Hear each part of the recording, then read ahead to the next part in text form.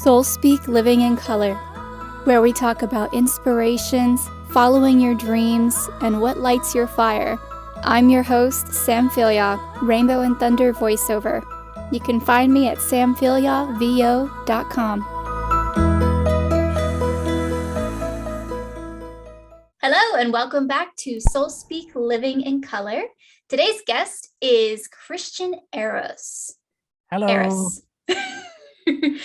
Guys, his name is a little odd, so forgive me if I mispronounce one or two times. So Kristian is a relatively new voice actor. He's got an impressive resume though, so go check out his website, kristianeros.com. It's got a whole bunch of stuff like audiobooks, ADR, he does character, he does like improv, stage acting. So this dude is like all over the place. And he's really great at what he does. If you listen to his demos, he's got the skill. So he's going to talk to us about his experience, where he's going with voice acting or with acting in general. We're going to talk a little bit about some nerdy things that he likes to do, because don't we all love to do some games every now and then, right?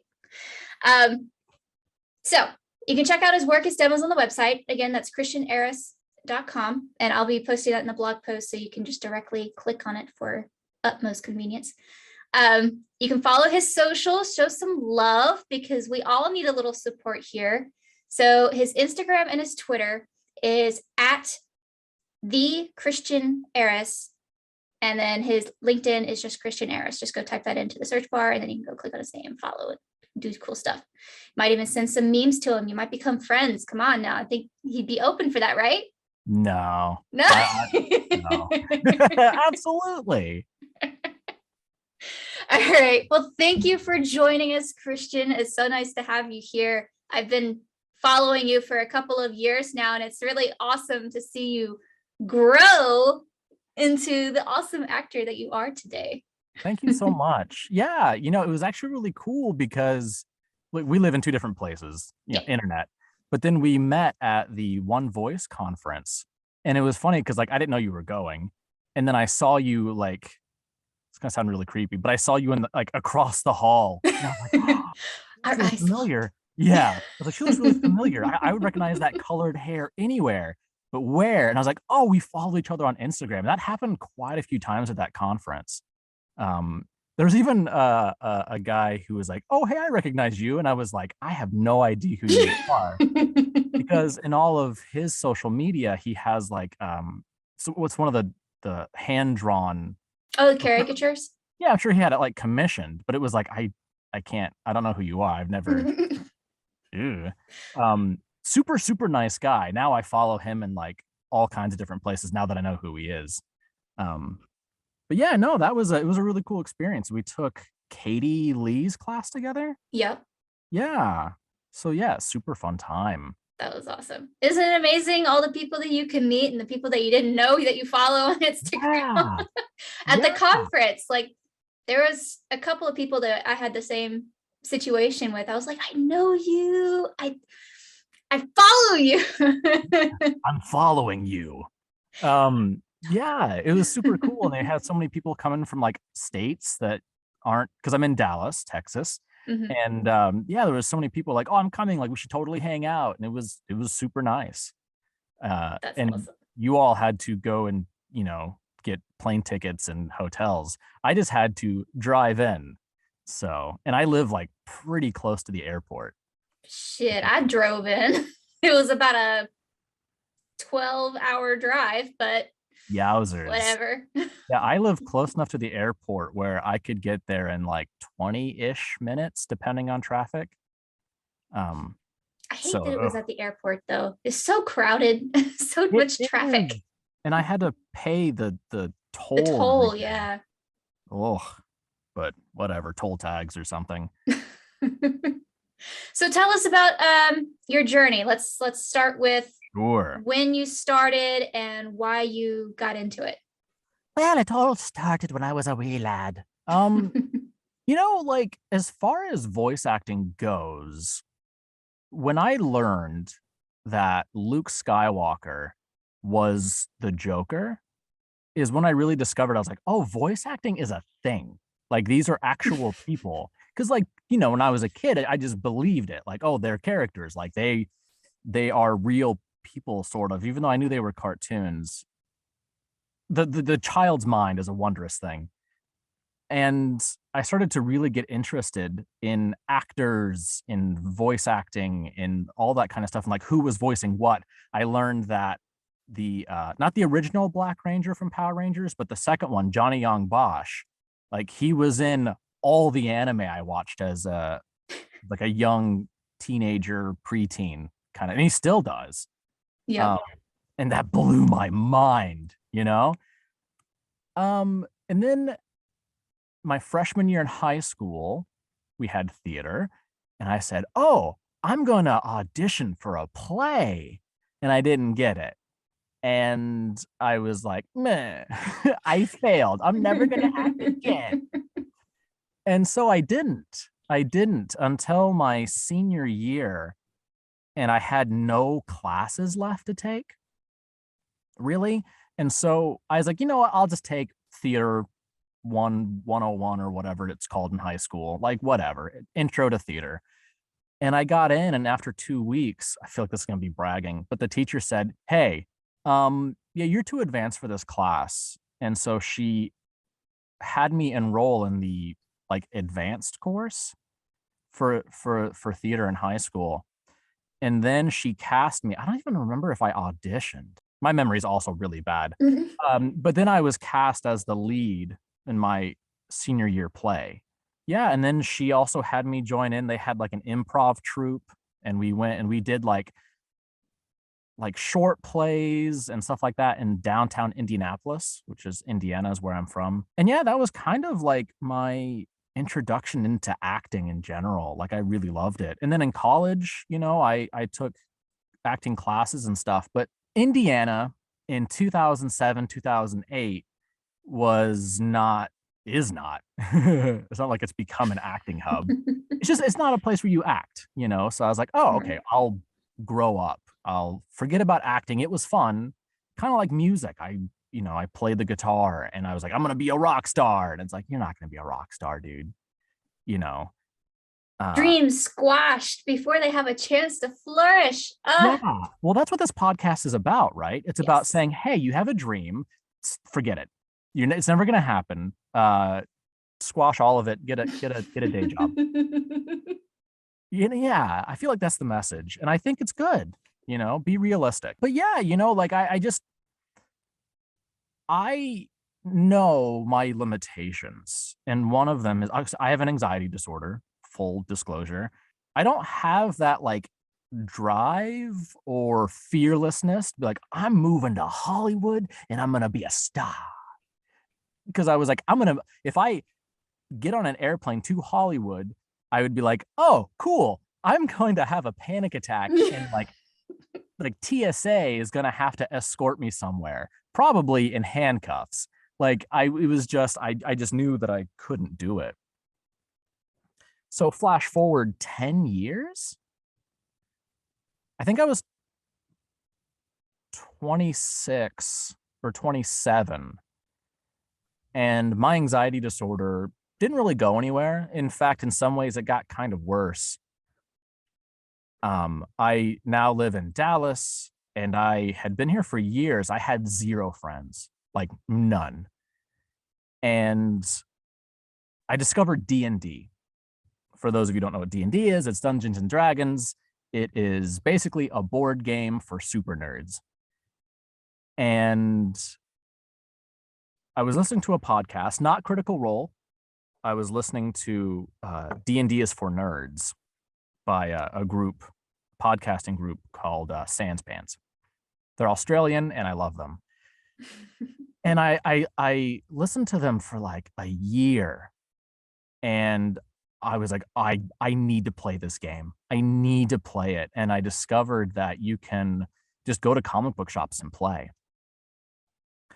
And after like maybe a year, maybe not even a year, someone told me, he's like, oh man, like you should, because there's a lot of like, There's a lot of storytelling. there's a lot of storytelling. There's a lot of box text. Hmm. So it's like, you and your intrepid adventurers journey forth into the cave.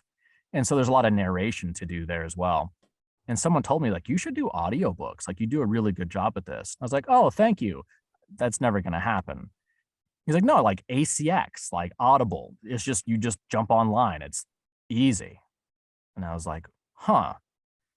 And that was me, like my introduction into, oh yeah, it's the future. It's the 21st century. Yeah, you can just have a booth at home and start off that way. So in a real long answer, high school, I started acting, and D&D got me back into it after about a decade of doing not acting.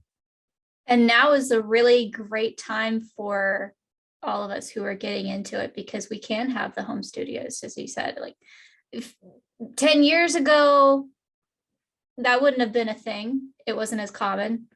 But Oh, it definitely wasn't as common. Oh yeah. since the pandemic started, like, it's it's a necessity, really. Like, Oh, definitely. you won't, especially if you're starting out, you won't get paid for going to a studio. A lot of time they don't want to pay studio fees because everybody has a home studio. Yeah.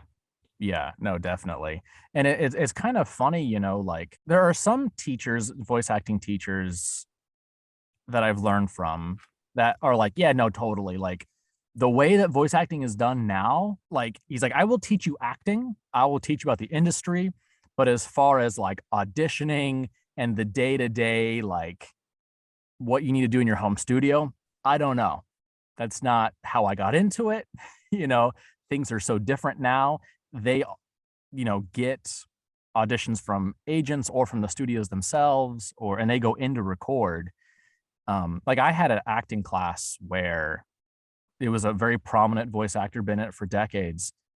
This feels like I'm bragging again. Ugh. But Brag away, brag away. We want people feels to know gross. what you're about. So like, uh, one of the students asked, "Hey, teacher, how do I get auditions?" And he straight up says, like, "I don't know. You know, ask Kristian. Like he's the one who's doing this every day, and like at some point they'll just start handing you auditions. But how to get to that point, it's so different now. It I was, really is, yeah, especially with Fiverr. That freaking tidal wave of that type of platform, it has changed the game completely. yeah. Not to out you, have you ever tried Fiverr? I've been on it. I've looked at the platform. I've never worked on Fiverr. Sure. I don't really, I don't really plan to work on Fiverr, but I know that in the future, a lot of the platforms are going to look like that. Yeah. So it's coming whether you want it to or not.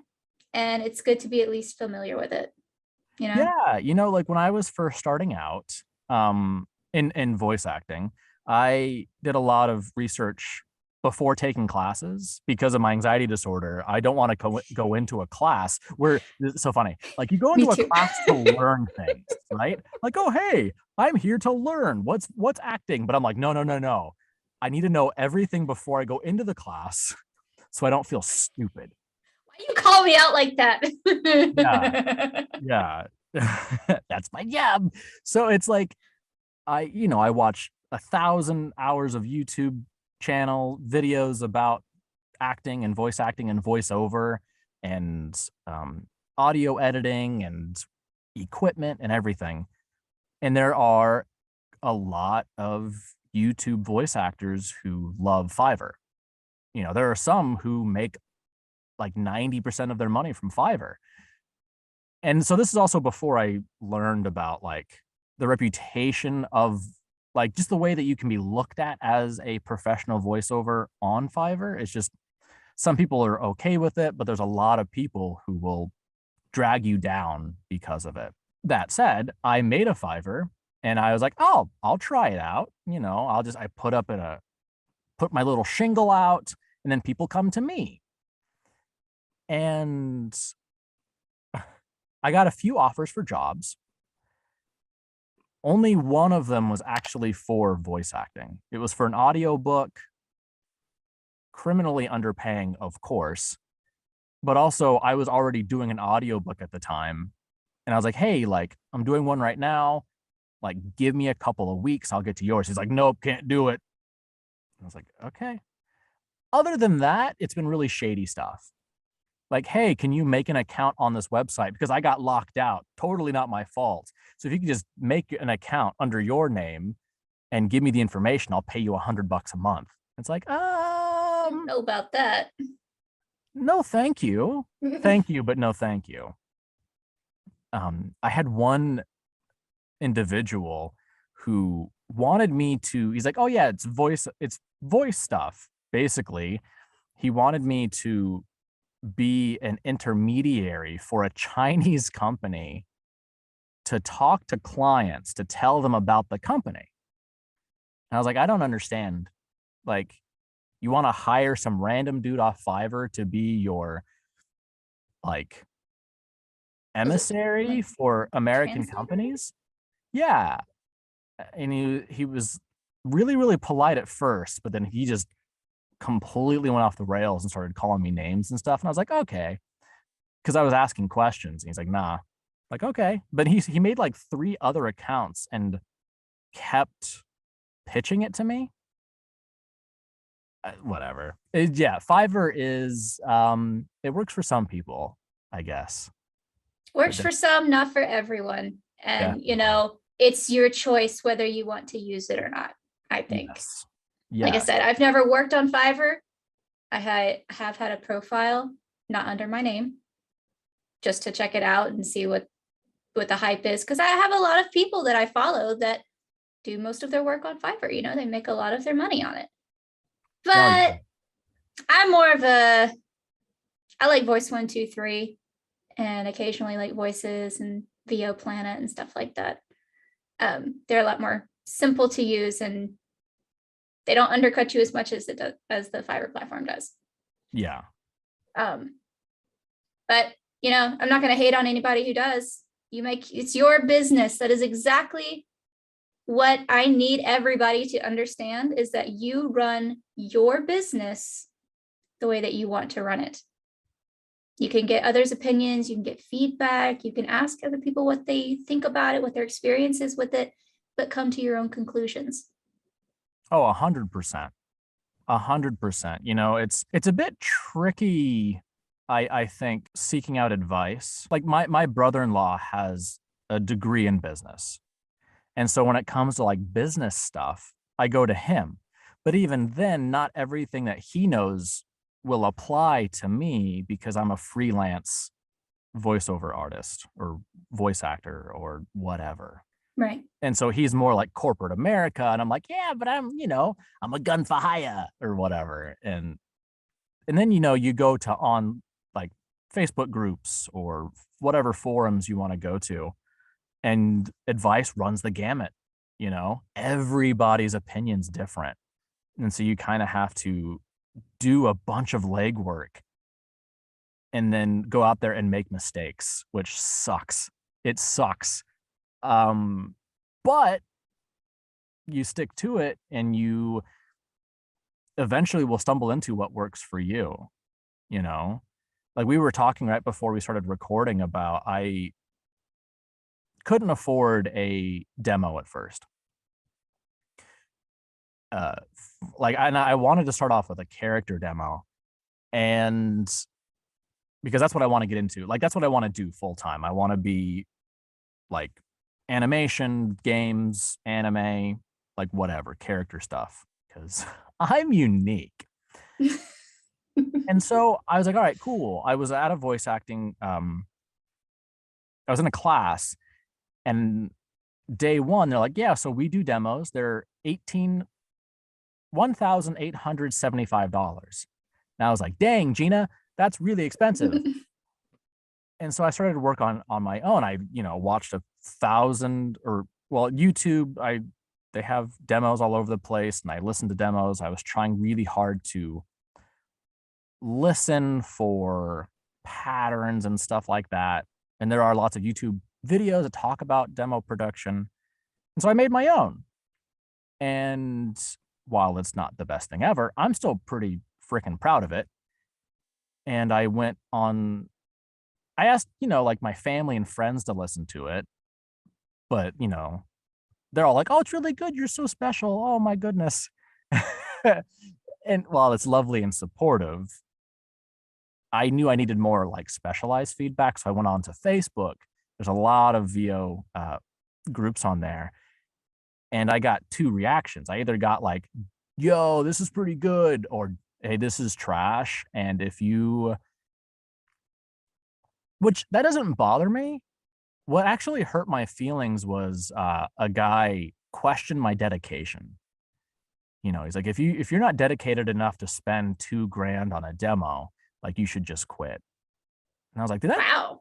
that hurts. Like, I'm super dedicated. I just don't have money. Because then the guy went into a huge explanation of how he has his demos made, and he spends about $6,000 per demo. Jesus. Because he goes through like a bunch of different writers, and he has like a string of people he has it go through. And I'm like, congrats. Like, that's awesome that you have the money for that. I super don't. And I quickly hit this spot where I'd done all the research that I can on my own, and I was taking classes that were very much for beginners, which, not knocking them, but I very much reached a point where I wasn't a beginner. I definitely wasn't a pro. I was at the beginning stages of intermediate, I think. And for me, I don't know about how, like for you, but I think this is harder than starting. It's like I've hit this point where I don't know what I don't know. I don't even know what questions to ask because I don't realize I'm missing things. I know I'm missing something, but I'm not sure what that is. And now I just have to be a sponge, go to every class that I can. And no matter how basic the information is, I need to just absorb everything. And yeah.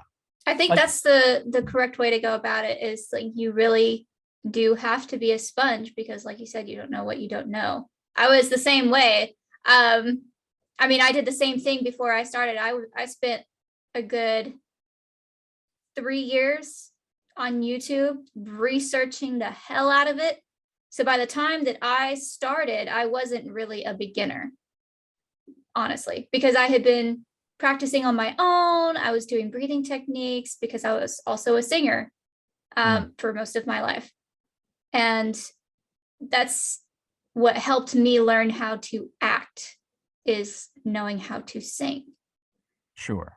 And when I first started getting into the Facebook groups for voice acting, there was all of these people asking all of these, beginner questions or intermediate questions. And that's how I learned. I was a sponge. I was just soaking up all the information without having to ask the questions that I didn't know how to ask. And then taking all of my classes, like I took as many classes as I possibly could with the money that I had, spent thousands of dollars on all of this stuff just to begin to work. And making your own demo, as I was saying before we started recording, like if you have the skills or the ability to learn how to at least decently make your demo, then if you don't have the money, you don't have the money. You got to start somewhere. And eventually, once you make the money, then you get a professionally produced demo. If you don't know how to produce a demo and you're not very good with technology and audio mixing like yours truly, don't do it. You save the money. Yeah. No, I mean, I think there's a time and place, like I talked about before. For me, it makes a lot of sense to have a homemade demo, provided, you have some know-how. Because when I was first starting, my very first mic was an Audio Technica AT2035.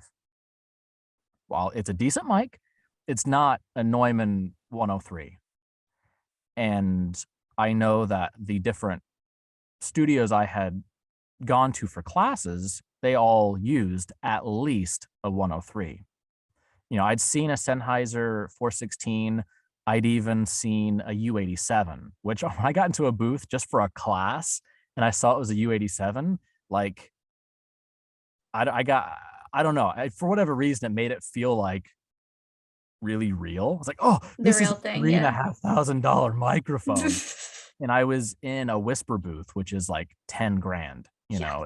It was just like they do real recordings here. Um, so yeah, if I'd gone and eventually the place with the U87, my demo was recorded on a 103, but when I went to that studio, it was on a 103 in a professionally sound treated and soundproof booth. And I knew that before then, because now I have the 103. I've got the good sound treatment. Um, I have the exact same interface, the Apollo Universal Audio. Like I went to that studio and I started to save all my pennies and got what they got so that when I had my demo done by them, it would be representative to what I can do. Right. But before then, I couldn't. I had the Scarlett Solo, I had the 2035, and my sound treatment wasn't great until oh man, it was after I made that demo is when I got my sound treatment to a good spot. But I wanted to be honest. And it's something I always strive for is honesty and genuineness. I really don't like being fake. Like, I know that there's like, okay, cool. You have to have like a forward facing persona or, reputation is everything. And you can't go around just being a bad person, which great. Awesome. Like, yeah, don't be a douchebag, but I don't like being fake or dishonest or yeah. And I do think that sometimes people will, well, I've gotten some feedback. They're like, oh, dude, you're being like way too this or that. You need to just like act like you own the room. And it's like, but I don't. I super don't. And if someone's turned off by the fact that I say that I'm sorry, which it's like a reflex, I did it last night in a session with Funimation, and they say like never say sorry. I say it without even thinking about it. It just happens. And if someone doesn't want to work with me because I'm not the most confident person ever, well, then we're just not going to get along. And I'm okay with that. Like I really want to work with people who I like and can get along with. I mean, that's the great thing about having your own clients is that you're not going to be everybody's cup of tea and vice versa. So like you have your own brand, your own personality, your way of acting, your own techniques, your own way of running your business. And that's a part of it is finding the clients that suit you and your business and your type of interaction. Totally. And I even find that to be the same with teachers. Like I have gone through quite a number of coaches. And the reason I would move on, it wasn't necessarily because they were bad coaches. It was just I didn't feel like I was clicking with them like on a personal level. Still learned a lot or whatever, but like because of my anxiety, I need a certain amount of comfort and safety, which I can't get if you make me nervous. Like my very first voice acting teacher, that guy made me so nervous. So nervous. He was nice. He had a really, really deep voice, very, very powerful instrument, he was just so imposing. And he was an older guy. And I was just like, no, like I get like 2019, I was 30. Is that math? Yes, I'm 32. So in 2019, when I first started taking classes and all that, like, yeah, I'm 30, but you're gonna have to talk to me like I'm a child because like you make me nervous, man. Like I just can't handle like your intensity. I feel like you had an original question and I've greatly just gone off the path. No, you pretty much answered it. You gave us a good story about, how you started and why you're in it Yes. and what your journey is and so far. I talk a lot. This is why I got a microphone, but I can just talk and get paid for it. Well, it's good that people, understand some different opinions because, a lot of people have black and white viewpoints. Me personally, I can't stand a black and white opinion or viewpoint. Yeah. I'm a very morally gray person. Sure. I think that's another cool thing though about voice acting as opposed to like your more, I don't want to say established jobs, but like a lawyer, you go to school and like you have everything planned out. Okay, cool. I'm going to do undergrad, then graduate, and then I'm going to get like an internship, and then I'm going to get this law firm. Voice acting is like, whatever. I just stumble my way through it. And part of that's like really scary because you don't really know exactly what to do. But it's also really cool where I had another voice acting teacher who was at that point very different, like path-wise from the teachers I had before. So like, you get into this I think just like an artistic thing, like there's so many walks of life, like, oh, cool. Like as my day job, I'm a lawyer. Oh, as my day job, I'm a garbage man. As my day job, I'm a stay-at-home parent, like there's just so many avenues and there's no one way to get into the industry and even be successful. Like there are like professional voice actors right now who have day jobs just because, like, especially here in Texas, like anime Funimation is like the biggest draw, and anime doesn't pay very well. Right. So there's a lot of people who are like, oh man, they're in so much anime, they're really famous, they've got to be super rich. But no, like, some of them work at GameStop. It's pretty much like a mid-paying job, just like anything else. Yeah, and you get to come in once a week for 2 hours. So Yeah. you just can't make a living off that. That's why you see a lot of the voice actors at Funimation also work at Funimation doing other things. But I had a voice actor teacher who his very first professional gig was Barney the Purple Dinosaur. Like That's awesome. he toured the world with like the live show as Barney, I think for a year. And then my memory's terrible. I'm pretty sure he was in the show like as the dinosaur for a while too. Badass. I know. And he's super dope. Like he also, his name's Josh Martin. So he's also in a Beastie Boys cover band. And he is the voice of Majin Buu in Dragon Ball Z. And he's the dopest, nicest guy ever. But I would have never guessed that he was Barney the dinosaur. I don't think I could have ever guessed that anybody would be Barney the dinosaur. It's just like, for me, I would never have made that connection with anybody. Yeah. You just kind of think of like, oh, cool. Like they just brought in a guy off the, it's just the custodian in there. But no, like, I don't know why, but it makes me so happy. And then now he's like, he does conventions, he's got really cool gigs, and he's just so nice. But yeah, like it takes all kinds. There's not like oh, well, you have to have been acting since the age of 4 to be a voice actor. That's not true.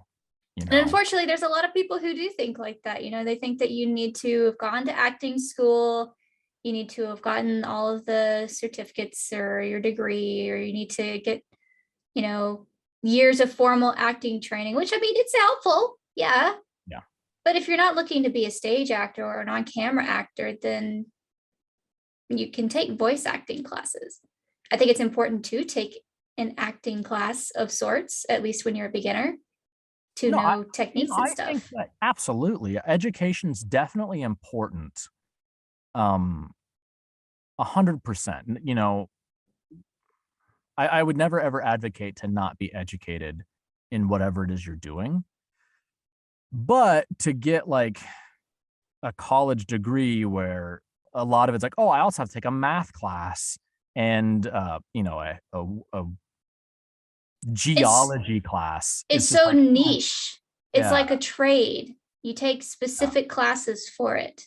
Yes, exactly. Exactly. Um, and it is, I will say that taking acting classes or performing classes outside of voice acting are also helpful, or at least they have been for me. Mhm. Like you said, you have a history in singing. In middle school and elementary school, I was also in choir. I performed. There is like a group in Indiana. They're called the Indianapolis Children's Choir, and they perform all over the world and stuff. I never did any kind of traveling with them. Like, I'll be honest, I never liked choir. I did it because my mom kept putting me in stuff, and then like at school, they're like, oh, you were in choir here, you're in choir again. I'm like, I hate this. So like singing is always good. And I think doing things on stage is also really good. Um, right now, basically all of 2021, I think I started in February. I've been doing improv classes every single week. And improv for me has been kind of a saving grace. Like there have been I just love it so much. There have been like voice acting classes with like Funimation directors, and they're like, "Oh, Christian, you got to get on in this because this Funimation director, blah blah blah blah." I'm like, "Well, when is it? Oh, it's on Thursdays. Can't do it. Why? Because I'm doing improv. Oh, dude, what's improv going to do for your voice acting career? Everything. Well, possibly everything, but also for me personally, I just super enjoy it. Like it makes me happy, and I'm still performing. I'm still acting, and there's something that like acting classes, I don't think that they can teach you. And it's something that I think is super pivotal for voice acting, acting in general, and that's confidence. And I've never had confidence ever, ever, ever. And as you're telling me this, it kind of makes sense that you really enjoy improv because you have an anxiety disorder. I do. So that kind Yeah. of gets you out of your head. It does. And then like on top of that, the place that I go to, it's called Stomping Grounds, shout out. Mhm. And they establish a very safe space.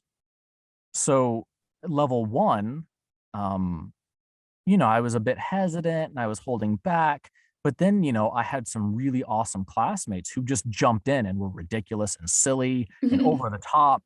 And I was like, I want to do that too. I want to do that. And so just every single week going in by the time I finish their course, it'll be an entire year of every single week. And then I also perform on the showcases, which makes me feel kind of like a child, but I get in front of a crowd and I do the thing. And I don't know, just all of that, the performing constantly, being silly, being loud, being ridiculous, looking like an idiot. Yeah, like now when I do directed sessions, I don't really mind looking like an idiot. I don't mind looking silly. I don't mind making mistakes because I know it's going to be okay. I've done this every single week for almost a year and nothing bad's ever happened. In fact, I've gotten more good things to happen than bad. It's an important mindset to have to understand that you can be silly and vulnerable and you know most of the time nothing bad's going to come out of it by doing that. Yeah. No, totally. Like it is impressive to me how much better I feel now that I feel more confident. And I wouldn't not to say that like, hey, improv teaches you confidence, but for me it really did. I feel like it teaches everybody confidence because it's confidence in being vulnerable Well, it also and depends on how looking much you like an put idiot. into it. Yeah, it depends on how much you put into it. Because if you kind of get out what you put in. Right. Like there's an individual in my class who was in my class who was very quiet, very, very funny, but very quiet. Like he didn't say much. The physical part of it just wasn't a thing. And I don't know how much he got out of it. I'm sure that he got his own thing out of it. Like I like the guy a lot, very funny. But for me, like I needed to be physical. I needed to roll around on stage. I needed to whip out my fat stomach on stage and play it like a drum, because that for me exposed, all of my sensitive sides to be like, oh, hey, people will laugh. People will like you. I even got, I'm bragging again. When I first started, there was a improv troupe. They're called Take One, and they're headed by a professional voice actor. Actually, actor in general. He does improv, stage, on camera, voice acting with like multiple studios, is in a lot of like professional productions. And I watched his improv group, and they're amazing.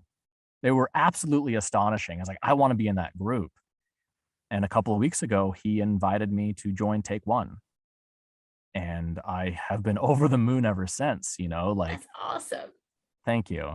Like so excited. And the very funny thing though, is that I had signed up for Stomping Grounds. They were holding auditions for their house team. And the day after I was invited to Take One, I auditioned for the house team just because I had already signed up. And if nothing else, I just get more reps doing improv.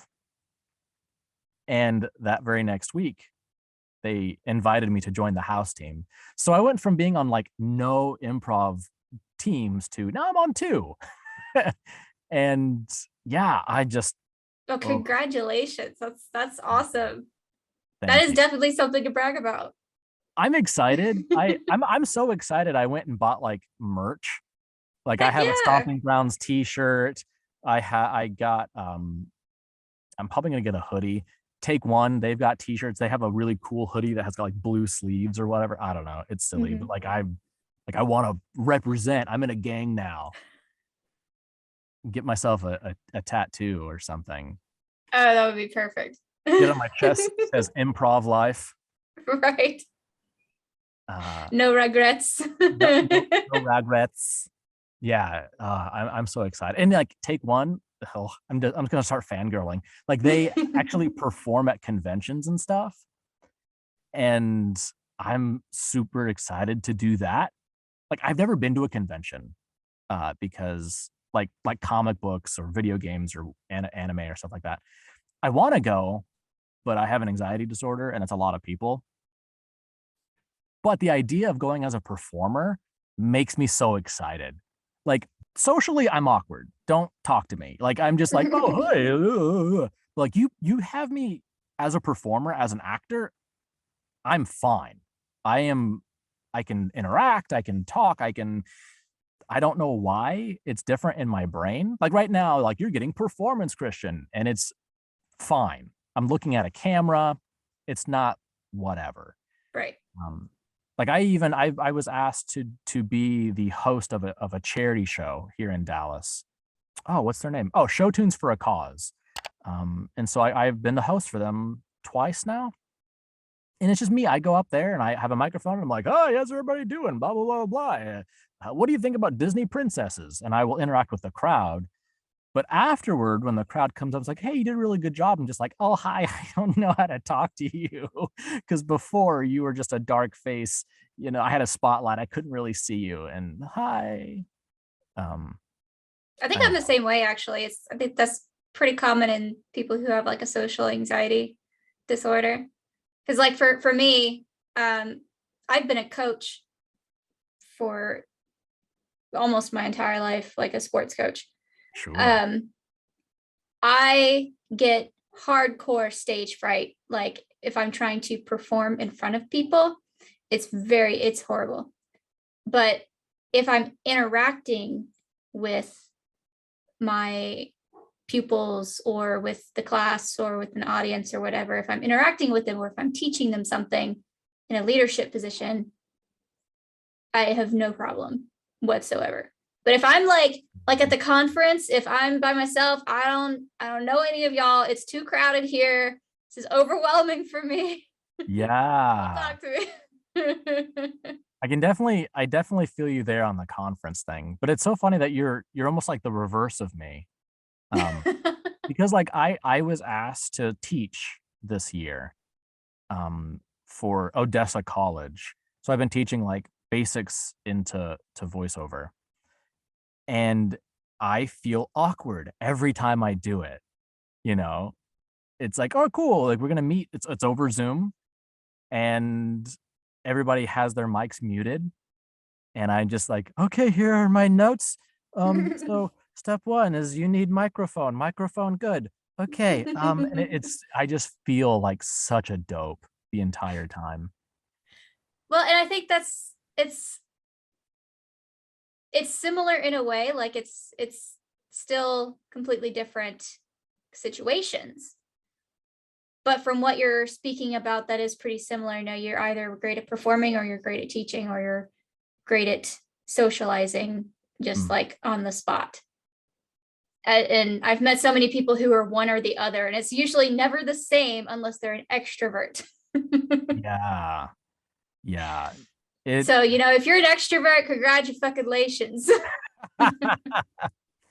Yeah, but it's so funny because like extroverts have their own struggles Yeah. that which was very prevalent during the pandemic when there were like I had a girlfriend before the pandemic started, and then it started and we're like, okay, well, we're gonna isolate. We'd only been dating for like a couple months, so we were isolating separately, and she couldn't take it. She like did not isolate whatsoever. And Oh, I was wow. like, I would love to come and see you, but you keep not isolating. And if I get COVID, like there's been lots of people who their throats are permanent, like their lungs and throats are permanently damaged. I can't have that. I've got dreams that involve throat and lungs. And so we ended up breaking up because she just could not be isolated. Whereas I have zero issue. Like, this is my office. This is my booth, but it's also my office. And I can be in here for 12 hours a day and feel fine. I need to open the door because it gets hot, but like I have zero problems being by myself all day. Totally understand. Like I'm in a loft right now. I have two office spaces. This one, which is a desktop computer, Sure. and this is kind of like where I do all of my management type stuff and my podcast. And then I have my booth right next to me, and that's where I spend the rest of my day. So I'm up here either recording or doing some type of email marketing or whatever, or I am downstairs in my living room crocheting. Like, my boyfriend gets so frustrated with me because he can't get me to go anywhere. And I'm like, I'm not supposed to go anywhere anyway. Like, Yeah. this is the perfect time for me. I've enjoyed this isolation so much. Yeah. No, same. Same. It is so nice not to have to think of an excuse. Like, oh, you want to come out? Like, oh, I can't. COVID. COVID, sorry. Oh, I feel a tickle in my throat. I don't want to get you sick. Can't Yeah. go out. I just can't do it. It's for your safety. Not my own comfortability.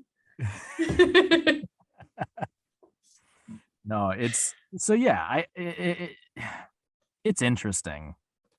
Just all the different things that factor into it. I don't know. I am really thankful though for the time that I've spent in learning and the experience I've gained. Like I still get anxious, like I had mentioned before, I just started doing work with Funimation this year, like just a couple months ago.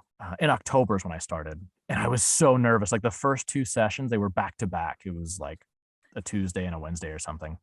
And I was like out of my mind anxious. The first one, I went home, I beat myself up for it because I was like, I did so terrible.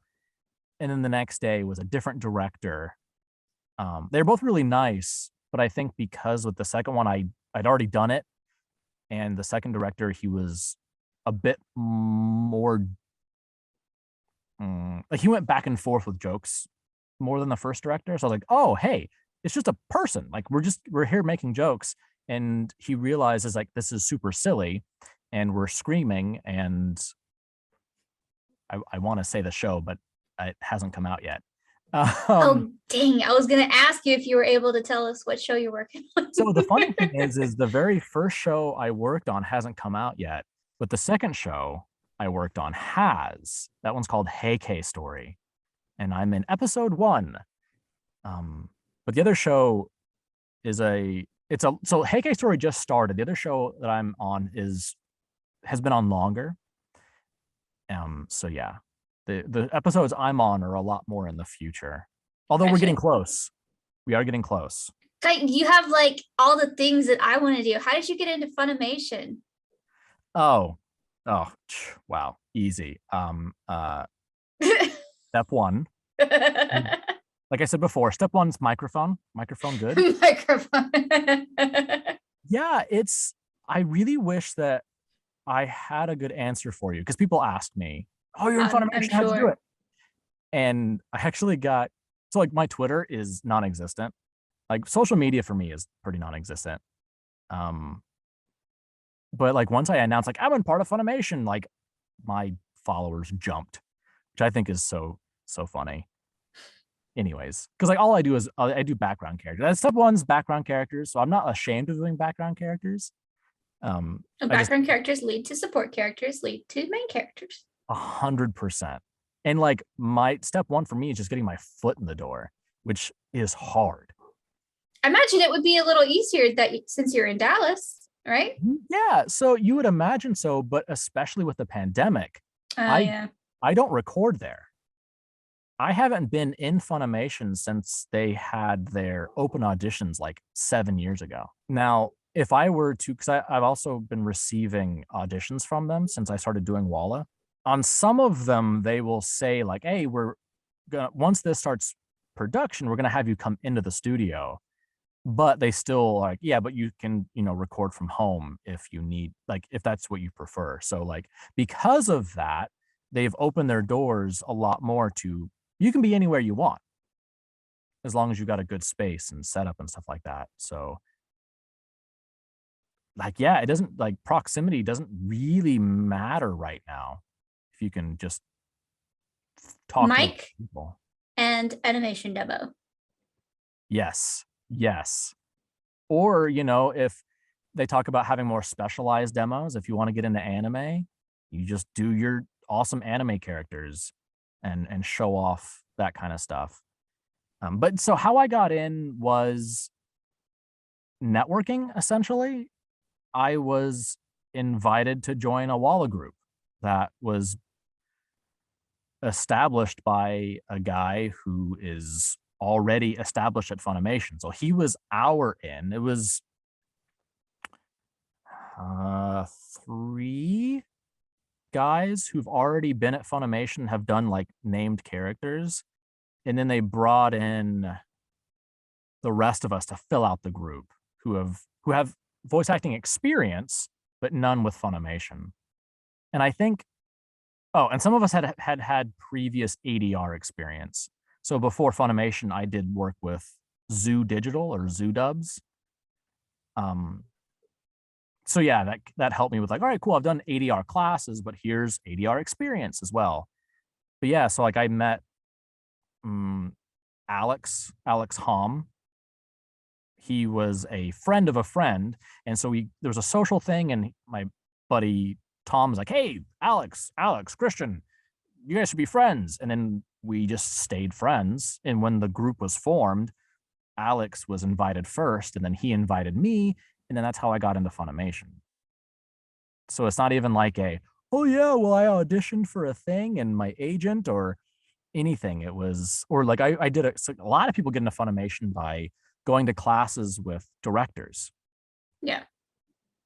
Or very rarely, just voice acting classes with upper voice actors, like who've been there for a long time. But like I said, because I'm so awkward, I guess, like it's hard for me to connect with people. So some people are like, "Oh, I really love this director. He brought me in. We were great. And he's like my mentor." It's like, dude, I took his class and I don't think he even remembers that I was in it because I'm very quiet and awkward. I don't stand out. I'm never the like shining pupil in a class. I get too nervous and my throat closes up and I can't do a good job in class. So yeah, like kind of like I was saying before, there's not like a one way to get in. And for me, I just got super lucky, which is Yeah. also a part of being, if you want to be a voice actor, you need to be lucky. So if you can find a genie Or a gin. or a djinn, I'm so sorry. Get some fairy dust. Also, I mean, I think like socializing, there were two things when I started voice acting that I was terrified of. One was auditioning and being told no. Luckily, I got over that pretty quickly because that's all I ever really hear. And then two was networking because I have an anxiety disorder. And that doesn't necessarily mean just talking face to face. It also means like talking like typey, like, oh, hi, my name's Kristian. I am a voice actor. I love your stuff. It's awkward for me. But, the most meaningful relationships I've had with other actors have been through classes and meeting people through other people. Like Tom is a guy I met through class, and Alex was a guy he met through class, and then we just became friends. And that's mostly because Alex is awesome and just kept saying hi and checking in on me, and I'm super awkward. I'm like, oh, I just didn't want to bother you or whatever. Yeah. I don't think there's anything wrong with that. You're making your own way, the way that's most comfortable for you. Yeah. No, and that's definitely very important. And luckily for me, I am making progress. And I've been very, very fortunate to meet some really awesome, dope, talented people. I've been wanting to ask you, are you full-time or part-time? Full-time. Nice. Yeah. So my day job is audiobooks. Makes sense. Yeah. So I'm pretty booked on books at the moment. So yeah, I spend my entire day doing audiobooks, and then when I have sessions, I don't have to call into anybody. I'm like, all right, cool. Well, that's it for today. I'm gonna go do a Zoo Dubs or a Funimation or an indie project or whatever it is I have. But yeah, it's worked out pretty well for me, fortunately. But it took me a long time to get to a point where I felt comfortable with audiobooks because I started off with royalty share. Mhm. Hated it. And then, I started doing the one-time fee, the upfront, whatever it's called. And, I kind of worked my way up to a spot. Like I still would like my rate to be higher, but I mean, who doesn't? You always want your rates to be higher.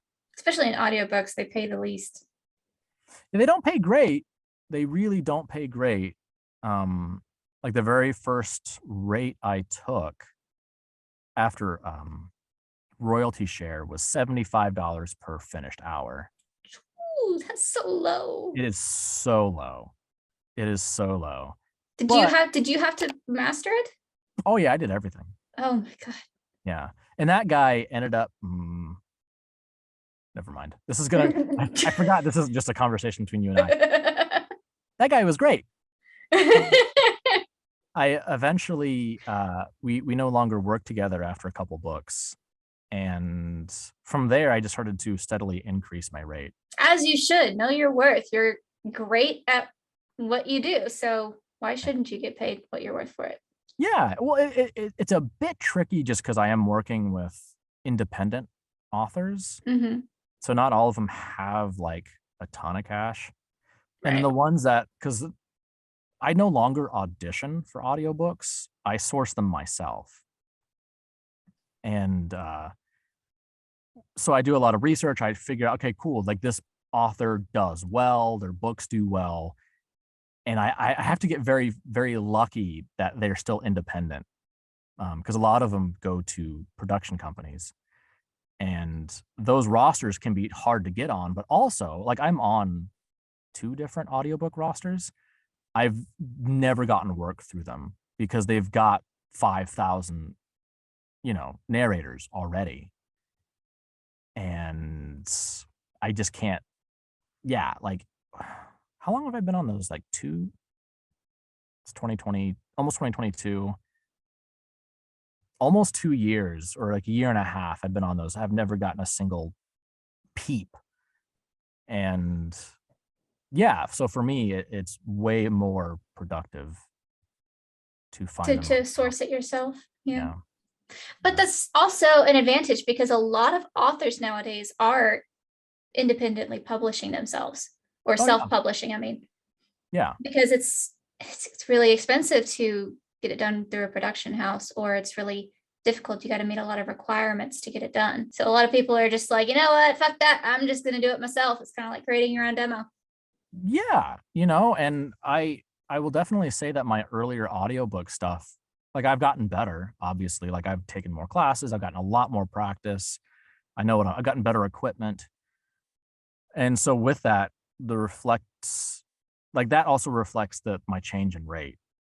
And I will say that my end product is on par with a professional like publishing studio. And Yeah. at this moment, I actually charge a bit less than them. Um, so yeah, if you're looking for a good audio book with a cutthroat rate, I'm your guy. I mean, for those of you who are listening or watching the video, if you go to his website and look at his resume, he does have like a massive list of audiobooks that he's been doing. And as great as his character demo is, I would not be surprised if all of these audiobooks are absolutely fantastic.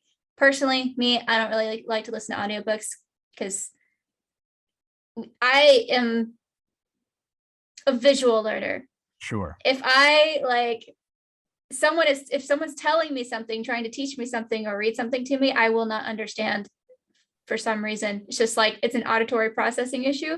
Yeah. So like I'll either zone out or I can't process what they're saying. So I have to read it. And then even then I go back and read it like 5 or 6 times before I get it. But no, I think that's a great idea. Yeah, go check out the resume, guys. We're gonna do a little paid. No, I'm just kidding. But yeah, I mean, and people. yeah, support me specifically. And as another little like brag, I guess that's not even all. Like on my resume, I just picked out the ones I like the most. It's not even all the books I've That's done. not all. Oh my God. Okay. Mhm. So, okay. What is your dream role for any genre, Mhm. any voice acting thing that you're going to do?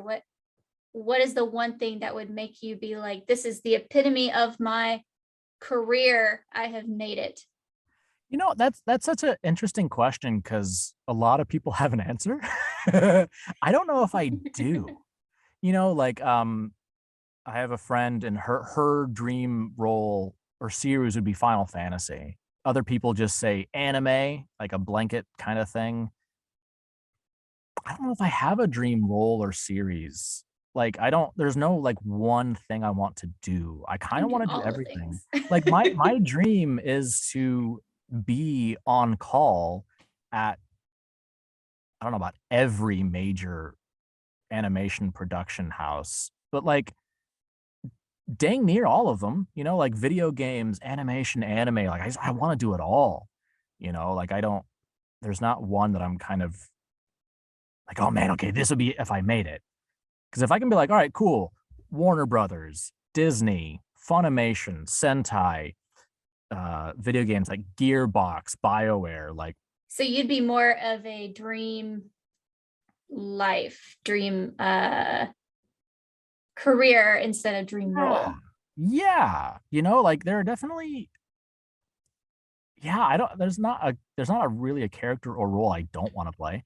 Like I would love to be, I love doing villain voices and like characters. I love villains. So if I could be like a major memorable villain, like I just kicked my desk. Okay, so like that may be like a specific role, but as far as a character goes, my dream is for the character that I play to mean something to somebody. So specifically, I was watching Your Lie in April, Mhm. and the last like 2 or 3 episodes, I cried. Like, I think it was the last two. I was crying just the entire hour of the last 2 episodes of that because it moved me so much, and growing up, watching the cartoons, reading comic books, playing games, this is gonna make me sound like a sociopath, but like I've connected with more animated fictional characters than I have with actual real life humans. Same.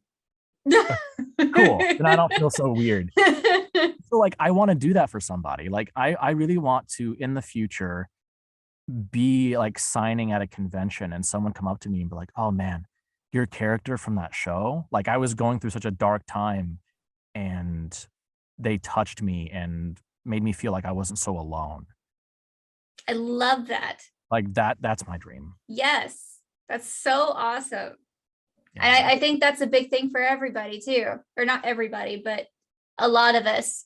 I mean, that's why I'm making this podcast or this vlog or whatever it is you want to call it, because I want, either myself or one of my guests, one of these episodes to really speak to somebody who needs to hear what we have to say. Definitely. That's the whole point. I want everybody needs more inspiration and more support. Yeah. 100%. I totally agree. Like there was a time with my anxiety disorder, I take medication, and at the end of last year, it stopped working. So I started the awesome journey of finding a new medicine. And Mhm. anybody who takes medication that affects your brain knows that it sucks. And it went from December until October of this year of trying a new medicine almost every month. Gosh. And I'm still kind of recovering from it. Um, but it was horrible. Like I had some really bad reactions to a lot of medicines. And so I started to kind of share because I went basically dark on social media and I started sharing kind of updates and little like videos of my stories, just kind of talking about my experience. And I had a lot of people reach out to me saying that like they appreciated me being so open about my mental illness. Um, Flip side of that though is I was asked for like, hey, like, would you mind do like a bigger video like on YouTube or something to talk about it? And I did. And I had some comments that were basically like, oh, boo-hoo, like you think you're the only person who suffers? I'm like, that's super not the point. Um, so yes, support is great and awesome. Look out for yourself, like there are lots of people out there who aren't great. And Misery loves company, you guys. yeah. But I think it's really great that you're doing something like that, because more so now than several years ago, people crave realness. Mm. And coming from perfectionism and anxiety about not being in the beauty standards for both men and women and non-binary and whoever else, but mental illness plays a huge role in that. And I think a lot of it stems from societal standards that you don't see people being real on social media anymore.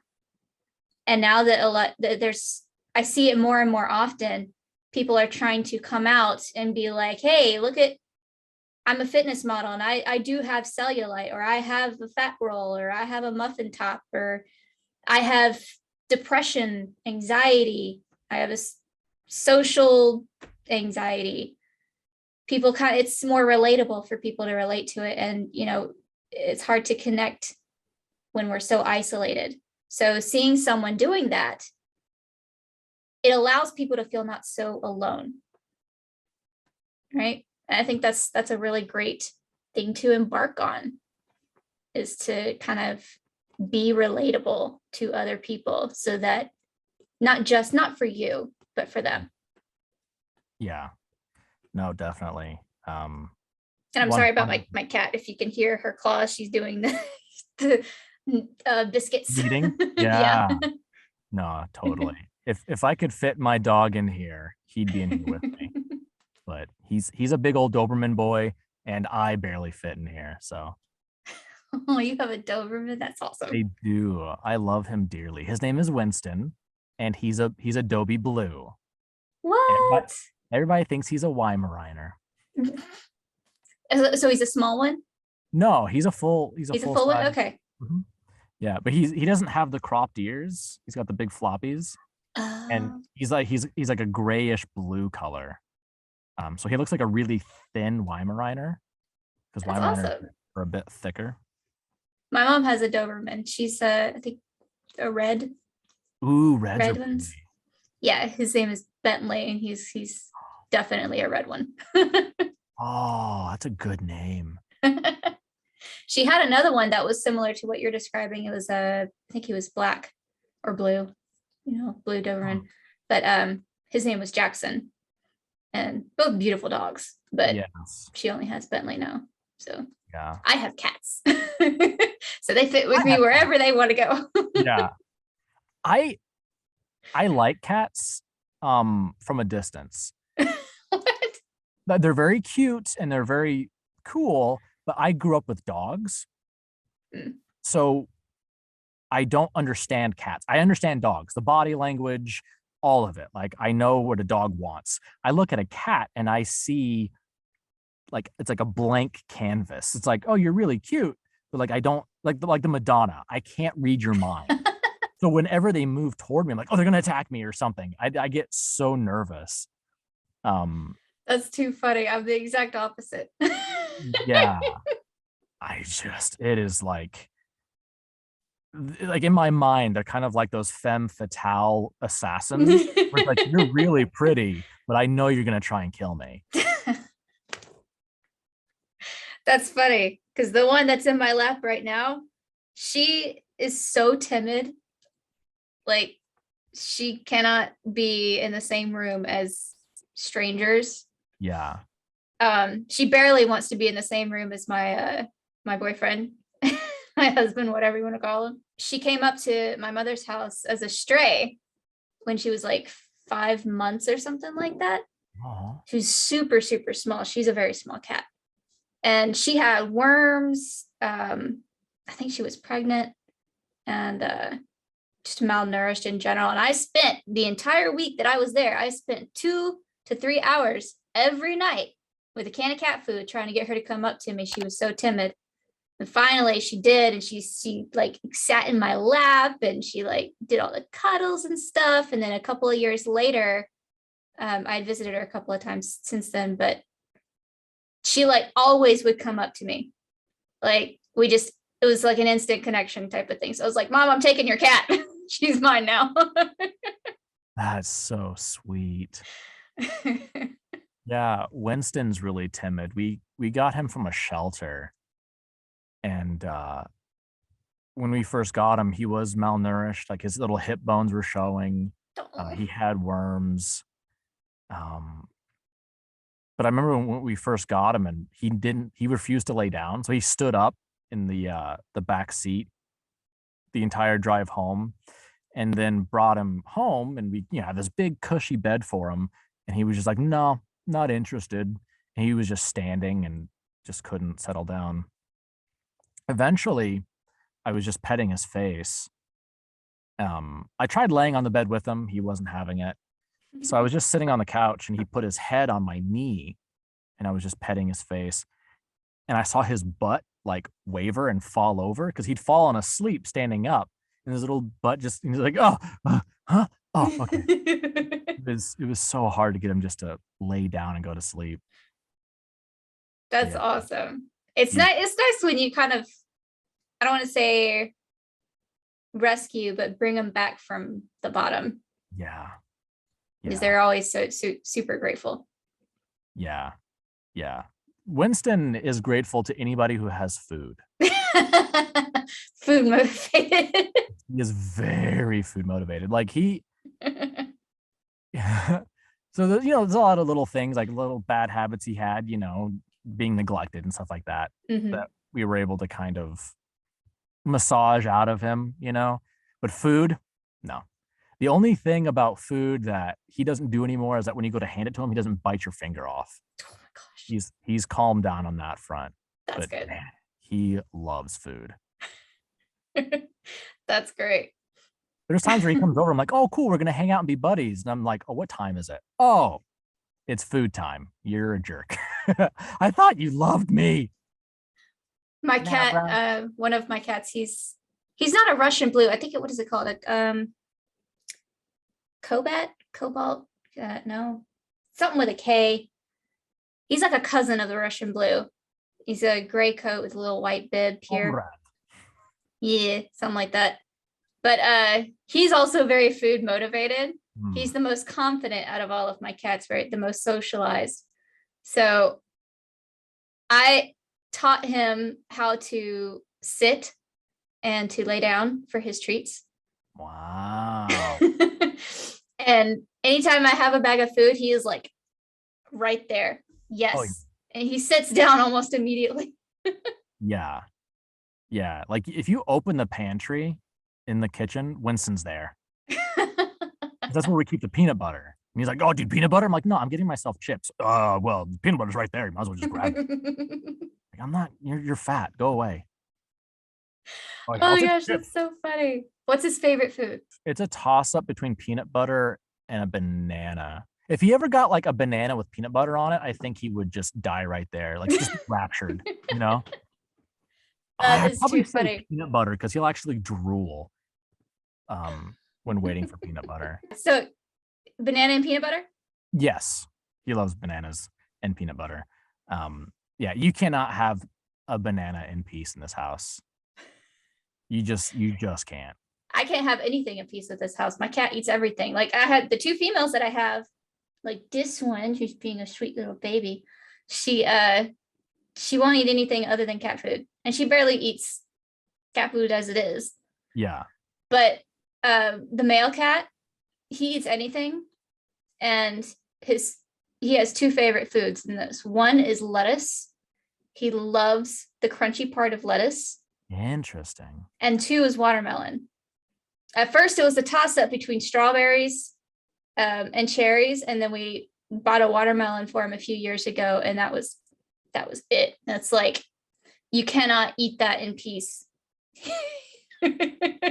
Winston, like he will eat anything. Like he loves just all food. Well, my favorite thing that he'll do though is like we'll get him like food that he just doesn't like some sort of vegetable. Like I don't know. I don't think he likes carrots.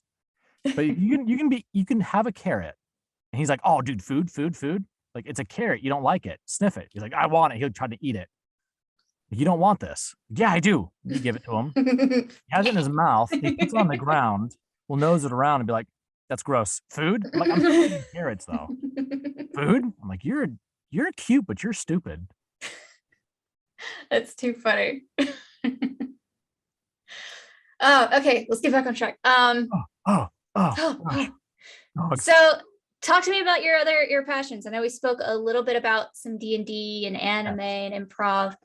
Yes. So how do you find time for all of this and keep up with a full-time voice acting? So how I play D&D and keep up with everything is I now charge for it. So I run D&D games for money.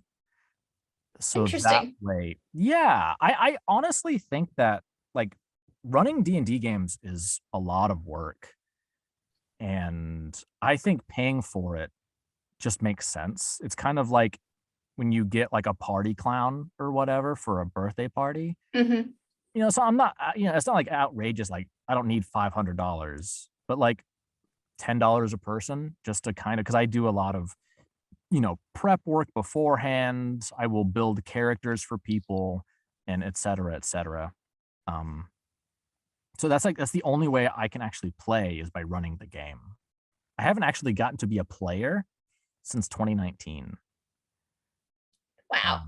Yeah, but it's literally the only way. So right now I have 3 D&D games I do. One's bi-weekly, one's weekly, and the other one's just when everybody can get together. So like once or twice a month. Yeah. Other than that, yeah, I don't have time to play. And then the other stuff like anime, when I go to the gym, and get on the elliptical, I just pop my phone on the front and I just watch anime while I do the elliptical.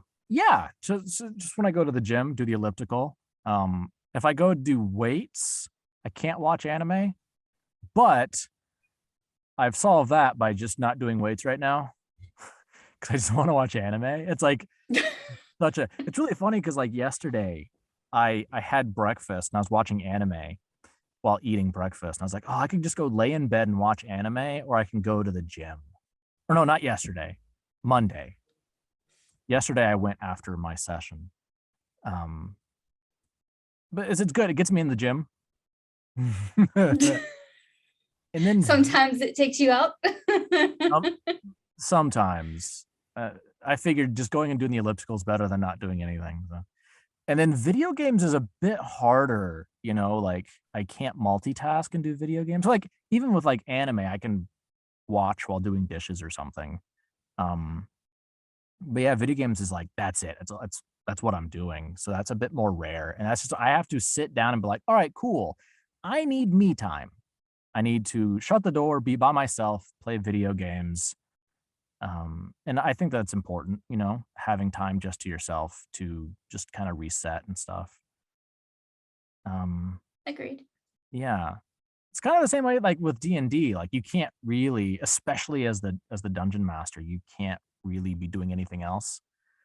Which is kind of part of the reason why I asked for money, just because like you've got me for 2 to 4 hours and like this is all I'm doing.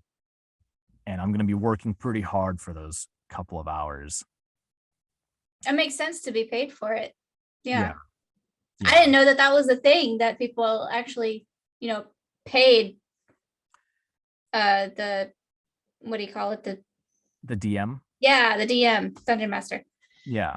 Like so at the comic book store, some of the DMs would ask for money.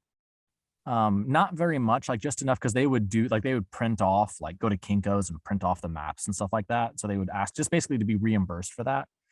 And then the comic book store, they would kind of give incentives like store credit and stuff. Mm-hmm. And that was how they paid their DMs.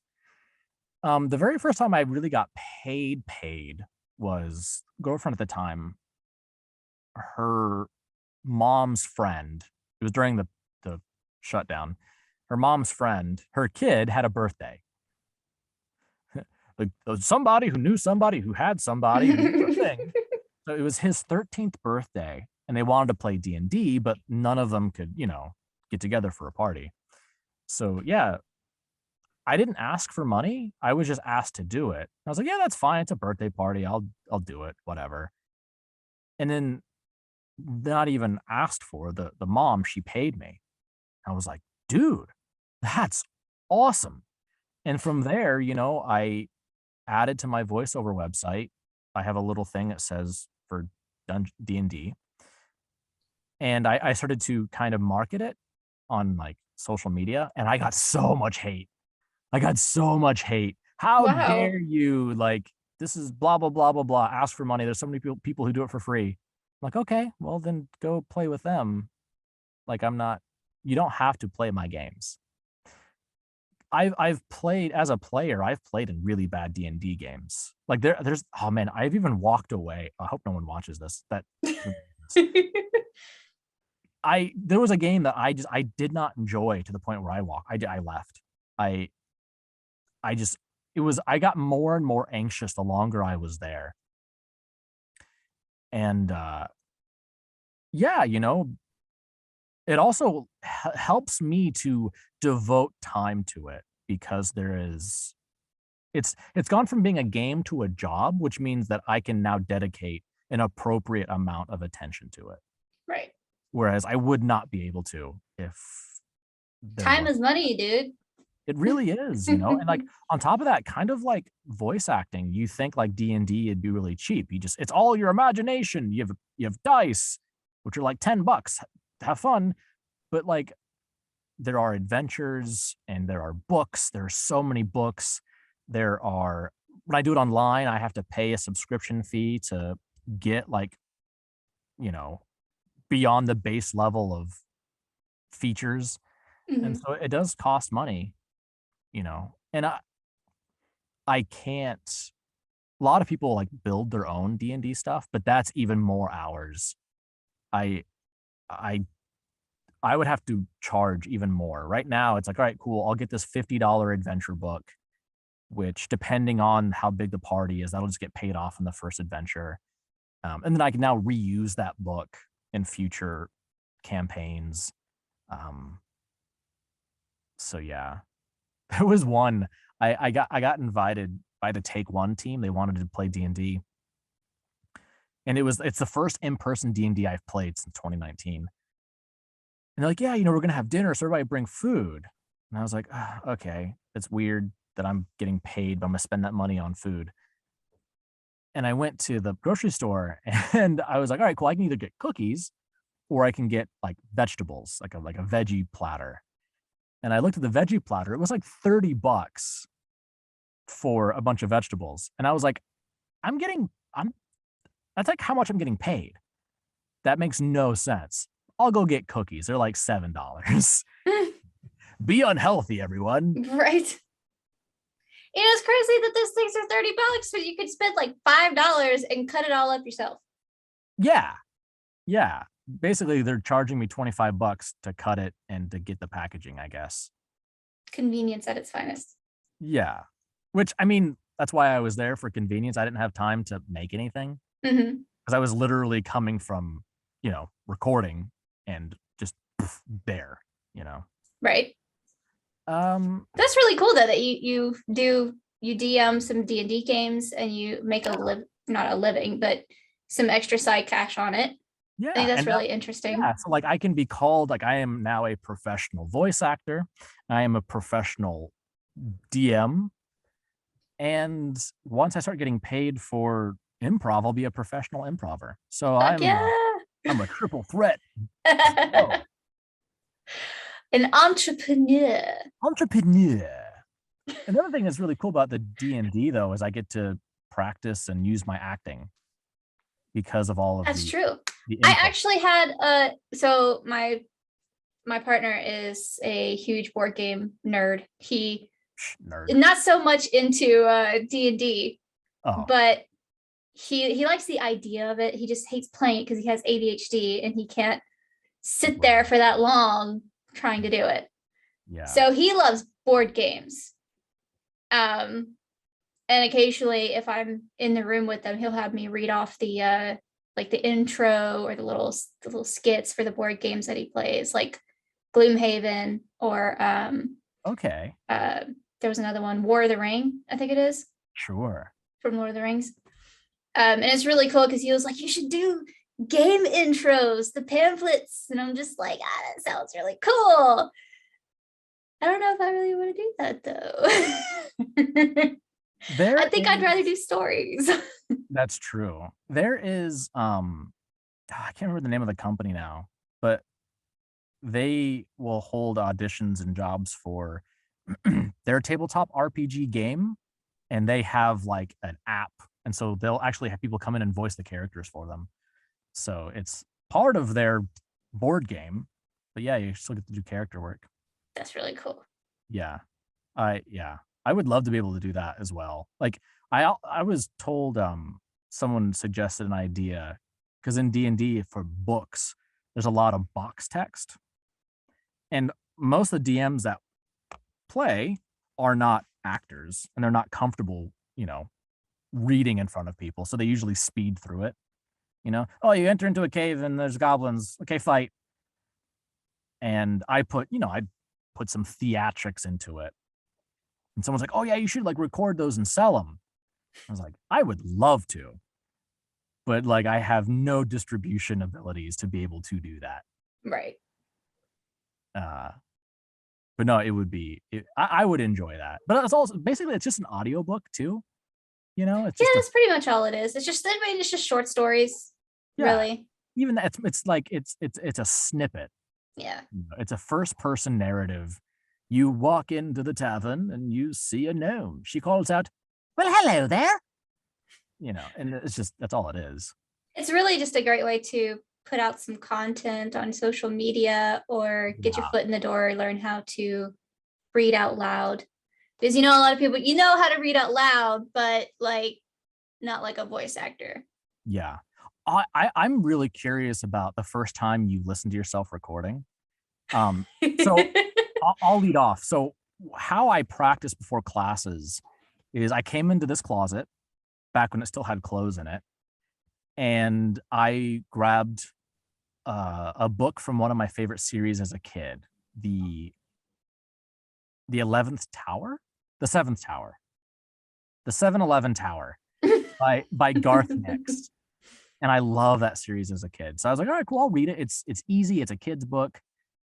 And I came in here and I just read out loud and I acted to the best of my ability.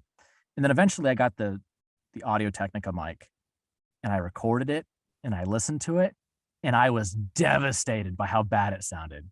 I was like, oh, I can't, I've never, and I didn't record anything for like a week. Like, yeah, what was how was it the first time you heard your voice recorded? That's funny that you mentioned that, because I've heard so many other people tell me the same thing, that when they first hear their voice on a recording, they're like disgusted by it, because that's not how I sound.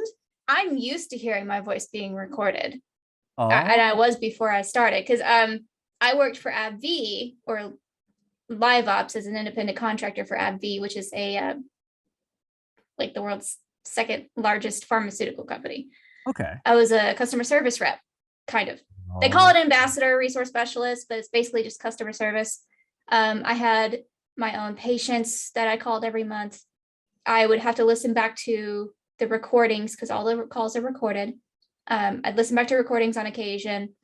I sang most of my whole life, and I liked recording myself on occasion of me singing so that I can listen back and see where I needed to improve. I did that quite a lot. So by the time that I started voice acting, I was pretty familiar with my voice on electronics. So it didn't bother me as much. It still bothers me. Like, I like the way that I'm talking right now, my voice feels mid-range to me because it goes through your head, right? It sounds different. You sound like you're a little bit deeper, but on mic and on camera, it's just a little bit higher. It's a higher pitch voice. So the way that my voice sounds to you right now is higher, but the way that it sounds to me right now is actually how I sound on electronics. Oh. So I practiced with a book. It's like a documentary book called Witches.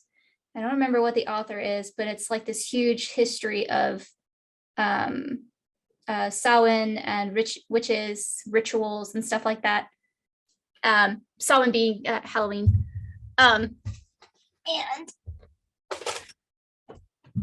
there's a short, like this big book of poems that are for children that I love, and I wish I could find it. I think I left it at my mom's house, but I read that out loud on occasion. And then this book, the Book of Fairy Tales, is one of my favorites because it has all the cool fairy tale stories, like The Emperor's New Clothes, Sleeping Beauty, Rapunzel, Princess and the Pea, Thumbelina, and all that. And it has characters in it, and that's kind of where I practice my character work, is by reading those stories and going into the princess voice or the evil witch's voice, or stuff like that. Yeah. No, like, honestly, same. I didn't do fairy tales, but that's how I would practice, is audiobooks and books in general. And it's kind of funny, like, it wasn't so much like a reaction to the sound of my voice. I don't my voice is actually, it sounds different from when I first started voice acting. My voice actually, just through all the practice, it's almost like I went through second puberty. Like my voice actually is deeper now than it was when I started voice acting. I don't know why. But it just is. Maybe And because you got used to it and you like subconsciously started relaxing it a little bit. it's possible. It's definitely possible. No, like the reason I was so like disgusted by my recording was I was so flat, Oh like, yeah, no inflection and stuff. Your yeah, technique. I was so flat because like when I'm recording, I'm like, oh my God, I'm so expressive and all this. And I was just like, and then they went into the tower and the tower was good, microphone good. And I was like, oh, I can't believe it. How do I, blah, blah, blah. But I mean, that's something that I have struggled with almost this entire time of holding back because I felt like whether it was like silly or whatever, like I'm pretty expressive. Like I'm very over the top. I'm very silly. And I've been told so many times like, "Hey dude, you're too over the top. You need to scale it back. You're too cartoony." Um and that's a bit of a struggle. So, I think I may like overcompensate. But with improv, I'm better, which is so nice.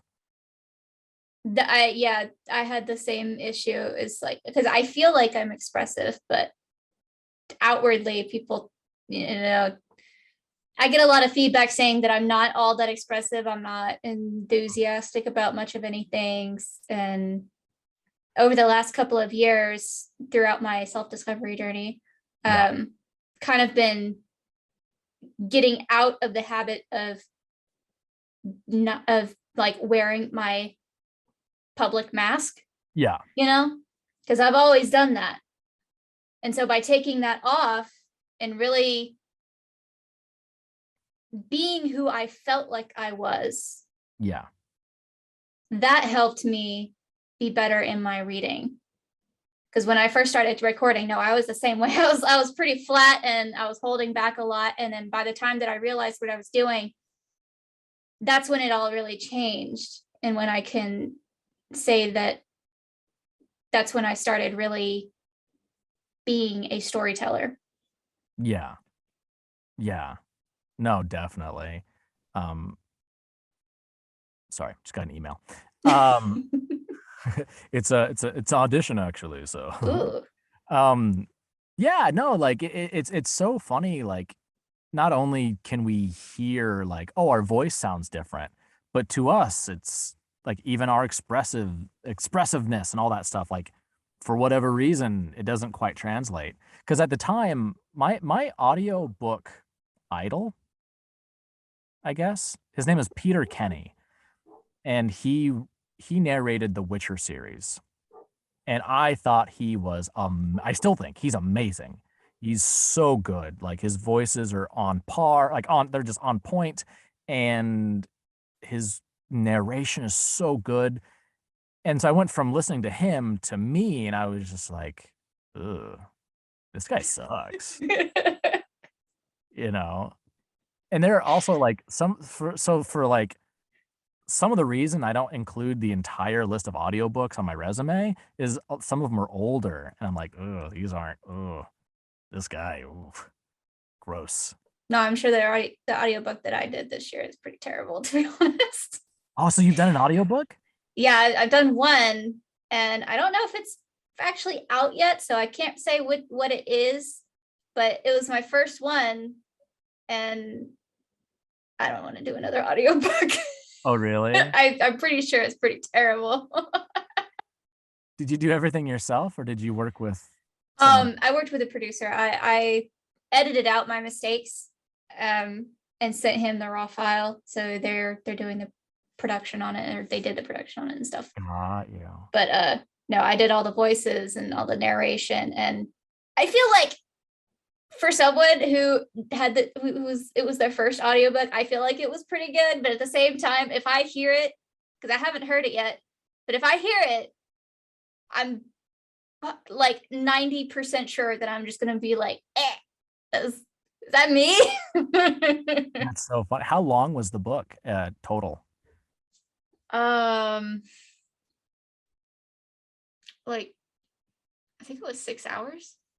Okay, that's not Like, terrible. something like that. Yeah, It took about 3 weeks definitely. to do. Yeah, that's one of those things. When I first started, I found a YouTube video that basically walked me through how to make an audiobook. And her piece of advice, which I thought was great, was start with a short book. There are lots of books that are really short. So I did short stories. I think like my first 3 books. I think the first one was like 3 hours. My second book was 36 minutes. Took me an afternoon. It was awesome. And then I slowly went up and up from there. I think my longest book right now is 15 hours. The one I'm working on right now, no, I'm sorry, 15 hours is too much. That is a long book. Yeah, a lot because now I'm getting into fantasy books, which is where I wanted to be, and fantasy books are pretty long. What's your favorite book that you've done so far? My favorite book that I've done so far? They're all great, and I love every author I've ever worked with. I think the most unique book I've done, I don't know if it's my best performance or even my favorite writing, but it was a book called,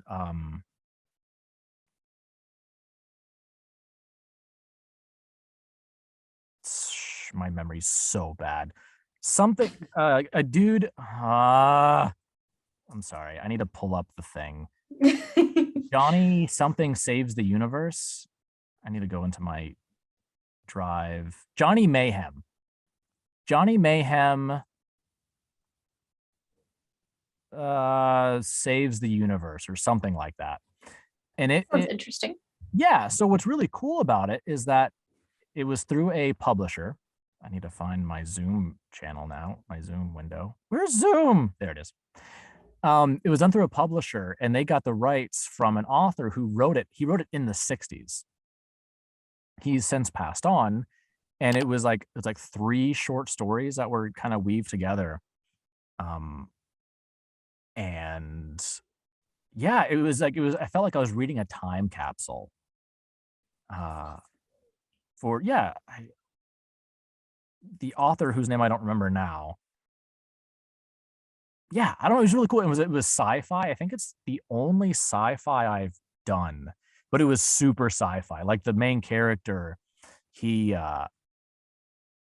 he lost his body. He's basically like a disembodied spirit. And so for every short story, he would inhabit a new person and go and he was like kind of like a cop, like a space traveling cop.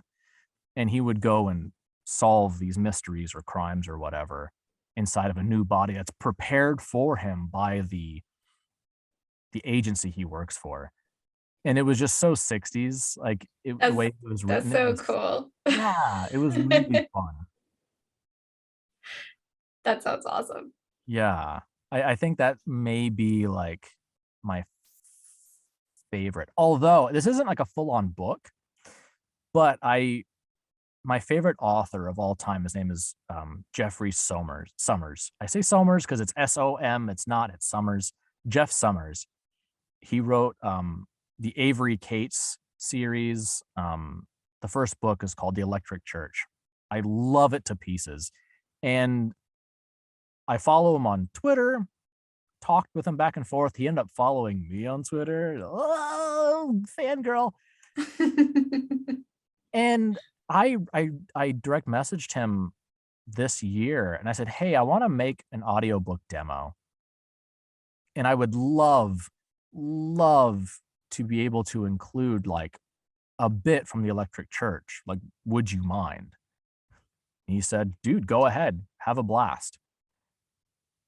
And so I got to include a bit of my favorite book of all time in my audiobook demo, which again, like it's not like a full book or official or anything, but I got to play Avery Cates. So that was fun. I bet that was incredibly exciting. Yeah, and then I shared it with him. He said it was really good. And I was like, yeah, well, if you ever need an audiobook narrator in the future, uh, Right. uh, so cool. Honestly, I think if I were to do and get more into audiobooks, it would be for like YA fantasies. The Yep. one that I did was um not well known at all. It was kind of like maybe like a self-published type, Sure. because the writing had a lot of mistakes in it, and I could not stand it. I had to fix some of the words.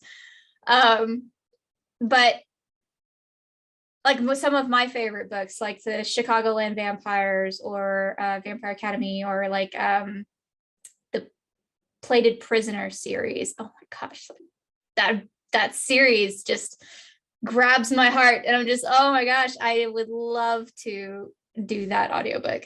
Yeah. But stuff like that, or documentaries on spirituality or psychology or something like that, the stuff that I'm interested in, Yeah. that would be the exceptions.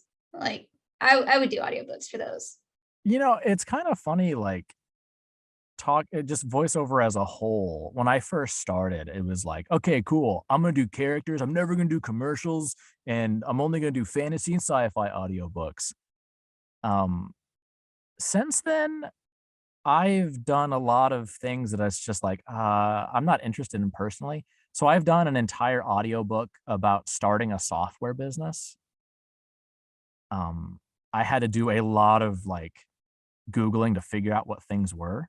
Because I'm like, I don't know what this is. I don't even know if I'm emphasizing these words right.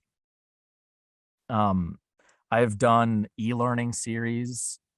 Actually, I did an e-learning series on starting a business in Canada. Yeah.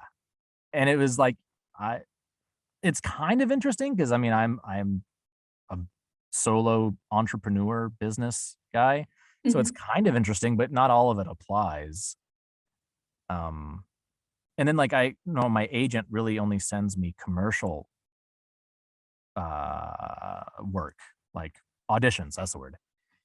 And I remember like when I first started, I'm like, oh, like commercials are stupid and gross, and like I don't want to sell Coca-Cola to people. But like, and I go and I do the auditions, and I don't know, I find them fun now. It's a challenge because commercials are very hard. It's like, oh, you got 15 seconds to say all this stuff that doesn't sound natural, but they want you to sound conversational. It's like, how do I do that? Um, I'm kind of the same way with audiobooks, like, yeah, I've worked on some audiobooks that had a lot of mistakes. The writing wasn't what I'm accustomed to. I don't know. Maybe it's just from my experience. I'm able to turn off like a section of my brain that says, "Okay, cool. I've been paid to do a job, or I'm going to be paid to do a job, and it's not in my job description to judge this piece of work. It's just to do it." Like like in my teaching in my class, I've had people because I will go and find example scripts, and I've had people kind of push back and be like, "Oh, this commercial script's really stupid." Like, yeah, okay, that's You have voice talent. You ain't got no business saying yeah, saying anything like that. yeah. Well, they're like, "Well, I could do it better," and I'm like, "Okay, that's awesome. I'm glad that you have writing ability, but that's not the job. Like you're here to do it, not to judge it." And thankfully for me, I've been able to kind of switch brains. It's kind of like how like if I'm socially interacting or performing, it's two different brains. It's very similar for me. So But as that's long as really I'm what acting is all about, is being able to not judge something and do your job. yeah, yeah. The only thing with audiobooks is it's still a lot of work. Right. it's it's a ton. Like you said, it took you 3 weeks to do a total of 6 hours. It's a lot. It's Yeah. tough. And I get about a finished hour of audio done a day. And that's like recorded, edited, mastered, like top to bottom finished, an hour a day. I'm hoping to get faster, but that's also still faster than I used to be. Yeah. Um, And that's kind of like for commercials and some e-learning and like narration and stuff like that. I'll do whatever. Like, I don't care. I mean, that's where acting comes in. Even if you don't like the subject, if you don't know what you're I talking didn't about. mean to imply that, like. No. But like Okay, a lot of people will say that, like a lot of voice actors that I've heard in classes, like, I don't want to do that. I'm not interested. Well, it doesn't matter if you're interested in it or not. because that was super me when I started. Yeah. I did not want to do commercial work at all. I know. I saw a post. I remember you posting, like, I just want to do character. Like, I just want to do anime. And I was like, you ain't gonna make it very far with that attitude, sir. No. And luckily, though, I was granted a different perspective or appreciation. Like I don't want to just do anime, which I'm kind of glad. Like, anime is cool, anime is neat, and anime can really give you different opportunities, but that's not my end goal. It was when I first started, that I was standing at that D&D table. I'm like, oh, Funimation. Now for me, it is step one or whatever. Like, I would love to continue doing Funimation, but that's not my end all be all. I feel like that's something that kind of everybody comes into to realize as they progress in the industry. Is it starts out with what I want to do, shiny, right? Like, Yeah. character work. Oh, I would love to be a main character. Yeah. And then you realize, oh wait, that takes a lot of work and a lot of time. Most people don't make it into animation and character work. And commercials and narrations and explainers and stuff like that. That's where the bulk of the voice acting is. Yeah. And luckily for me, I'm interested in all of it. Like, I don't care what it is, as long as I can perform and like be like, yeah, I was in that commercial. Yeah. Then I'm cool with it. I would love to do character work. And I mean, I'm planning on getting my animation demo soon, but like it's a journey, right? Yeah. You see the vision at the beginning that you're like, that's where I'm gonna go. That's what I want to do. Yeah. You don't see everything else. And then as you progress and you take your classes and you learn what you need to do and how to run your business, you're like, okay, maybe I should start with this first.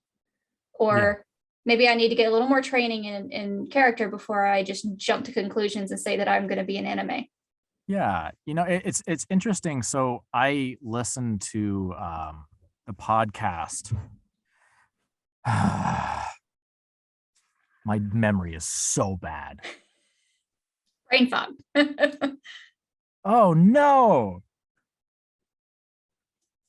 Whatever. Don't worry, I'm editing this podcast, so it's okay. Take your time. It's a famous voice actor. His name will come to me and I'll scream it out. But he has a very famous podcast for voice actors. And there was one where he was interviewing a casting director or an agent. I don't remember which. And they were talking about like different types of voiceover actors. One being like the character actor and the other one being the voiceover commercial actor. And the casting guy or the agent, I can call him an agent, he was talking, there's not really a whole lot of overlap. And Freeman. I had it and it disappeared. His name. The actor Freeman. Oh, I just had it again. It doesn't matter. His name's Freeman. Freeman was like, like all I ever get is character work. I don't really get commercials. I audition for them. I just don't get them, but I get lots and lots of character work. And they kind of had this discussion of basically like, you have your niche and you nail it and that's where you get the work and you do a great job. And then I'm taking classes and I'm being told the opposite. They're like, oh, well, character work is fun and it's the cherry on top or the gravy or the frosting or whatever. But the meat, the potatoes, the bulk of the work is going to be commercial work and you're going to do it whether you like it or not. And I'm like, I don't understand, like they're both established actors. One's in Dallas, one's in LA. And Freeman's saying like, no, you are one or the other. And that's how you're going to make your money. That's how you're going to make your impact. But here it's like, no, you do both. And when I asked why, he was like, because that's how it is. And that's not good enough for me. And so I kind of rebelled, which I think is why I would post like, oh, I don't want to be a commercial actor. I only want to be a character actor because that is acting. And I kind of, threw a little hissy fit about it because I was told no and not why. And I don't even know what inspired the idea or the thought in my head, but maybe I was just learning about markets in general. And I was like, oh, it's the market I live in. I don't live in LA where there's a animation studio or a video game studio in every corner. I live in Dallas. There's like 2 big video game studios here. A couple places that do anime, but really it's just Funimation. The other ones are just like subsidiaries or whatever. They do recordings for Funimation. Yeah. There's Sentai in Houston. And then there's some video game stuff in Houston or in Austin. Although I don't know if they actually do voice recordings there. I think they just do software development.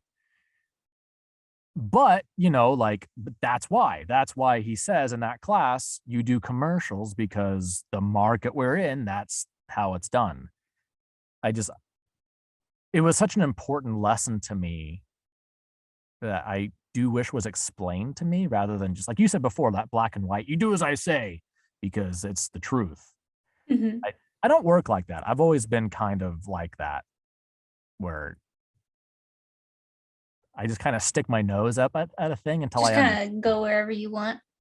Yeah, like wherever the wind takes you. Wherever the wind. I'm a true artiste.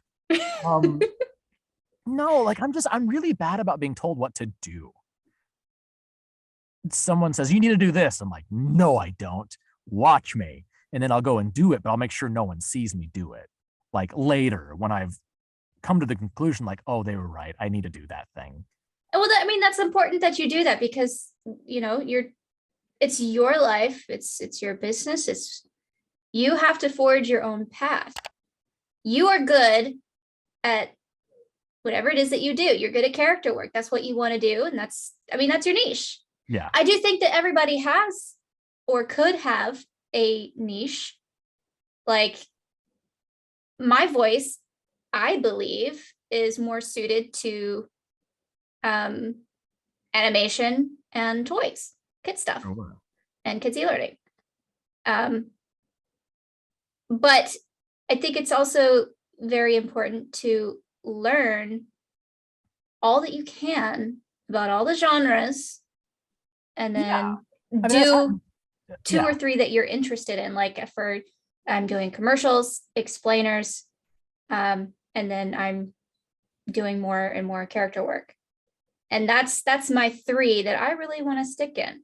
For someone else, like let's say JMC, that he's the one that did all my demos. Yeah. He is commercials and corporate narration and like e-learning. Yeah. And it's that niche, but I don't think there's only one specific thing that someone needs to really focus on. I think that within this industry, there's so much room for variety. Yeah. That you don't have to stick to one thing. You really don't, and that's, I think, such a great thing about education in voiceover, is that you experiment, find out what your niche even is. Yeah, exactly. When I first started, I wouldn't have really pegged myself as a narrator, but I'm pretty dang good at narrating, and I enjoy it too. Not necessarily as much as character stuff, but I kind of cheat where I make my narrators a character. Well, in most audiobooks, especially if it's like a story, you're doing character work. Oh, 100%. 100%. But yeah, I don't know if I would have found that out though, if I never gave it a chance or even learned about it.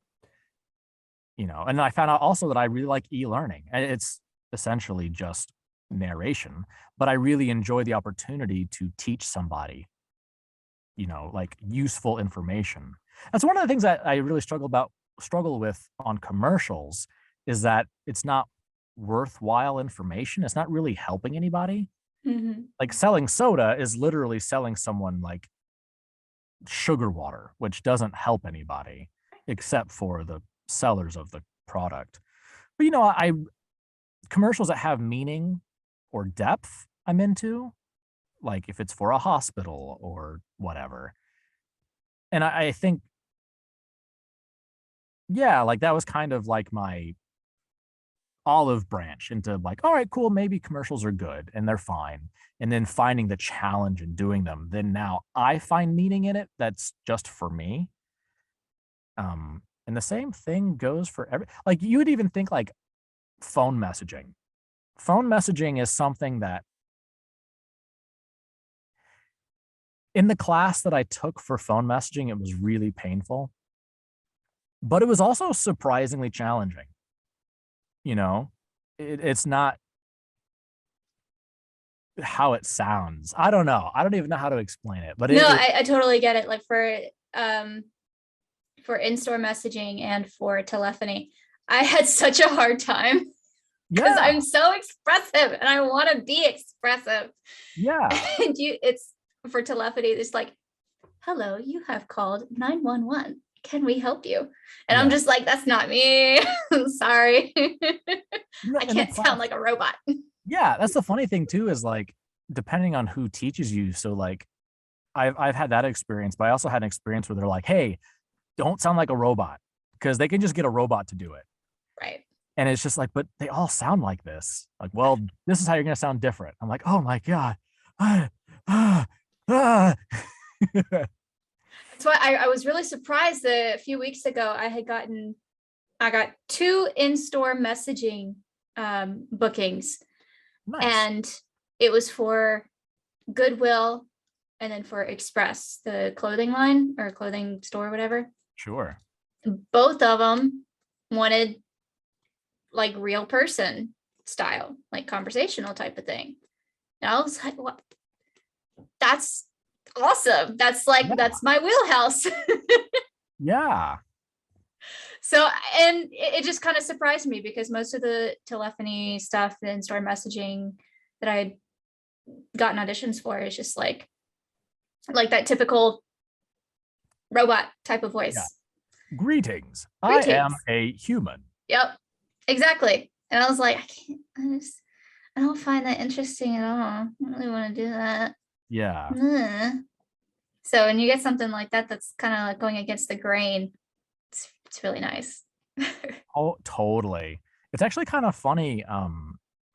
I've tried to get like IVR messaging jobs, but only because like I will call a company, get their messaging, and it's horrible. So there was one, I was calling into a doctor's office. You could call and be like, hey, I could do your messaging better. Hire me. I did though. Yeah. I got the messaging thing, and then they called me back, and it was the guy. It was the same. I was like, hey, buddy, did you do the messaging? He was like, yeah. It's like, oh man, you should totally tell. Like, I'm a professional voice actor. I could totally do it. Never heard back. Like, no offense, but you're terrible. No, it's just like, it's just on his job. It's not what he was paid to do. But yeah, I haven't had much luck. That's awesome. But at the same time, I haven't really pursued it very heavily. It's mostly just like, ooh, this is bad. I should say something. That's why I don't do cold calling. I refuse. I did it at the beginning and never again. I had done cold calling as part of a job several years prior. I've done cold calling several times in my life. My anxiety does not let me do it. Yeah. I fail so bad. I don't like it either. So, I'm actually surprised that I can like reach out to authors. I don't call them. I determination. Yeah, I guess so. Maybe. Cause like I don't, yeah, calling up a company like, hi, yeah, voice messaging. And then they ask you like while you are on the phone, they ask you, what's your rates? And I'm like, I don't have set rates.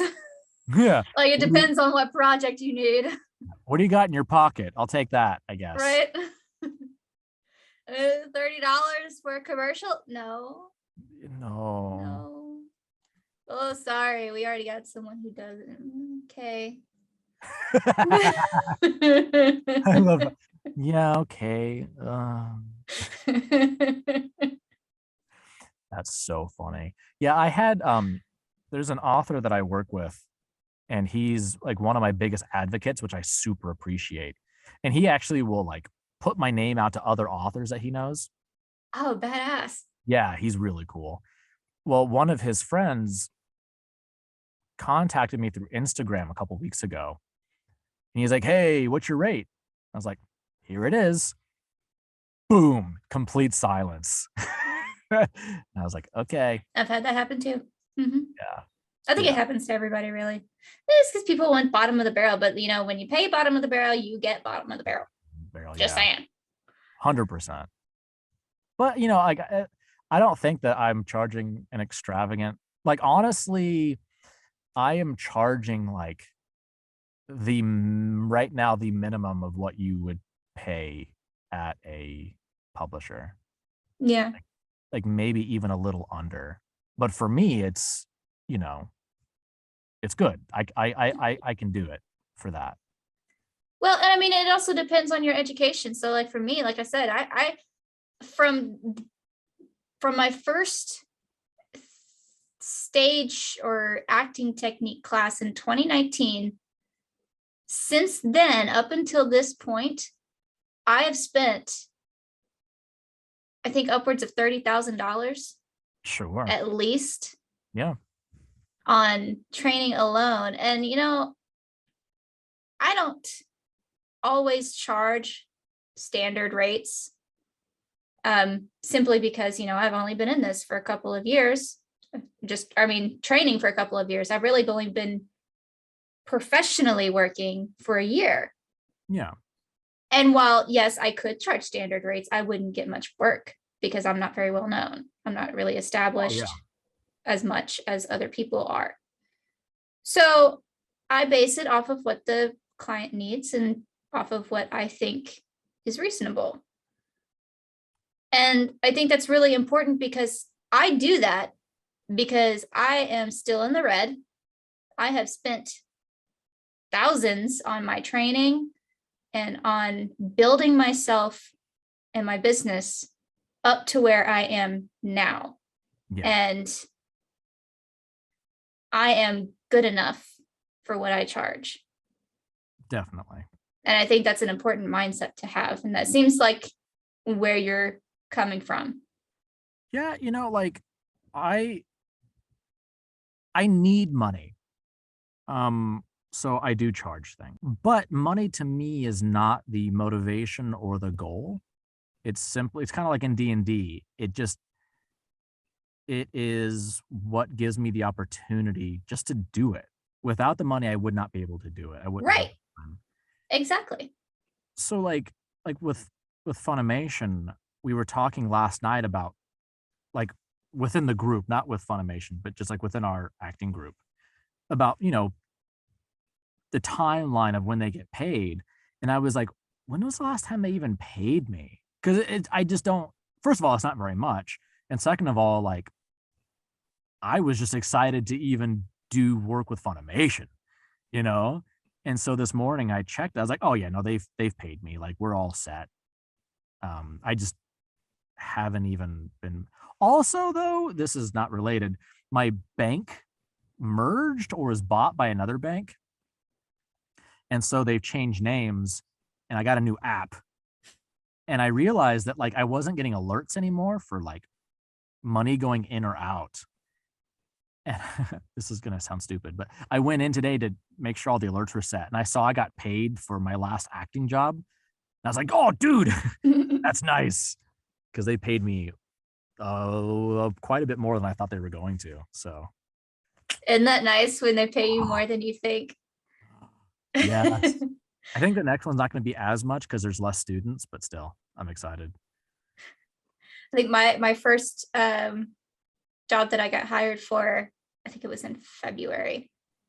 They paid me more than what we had originally planned on, simply because I did a little extra for them in our session.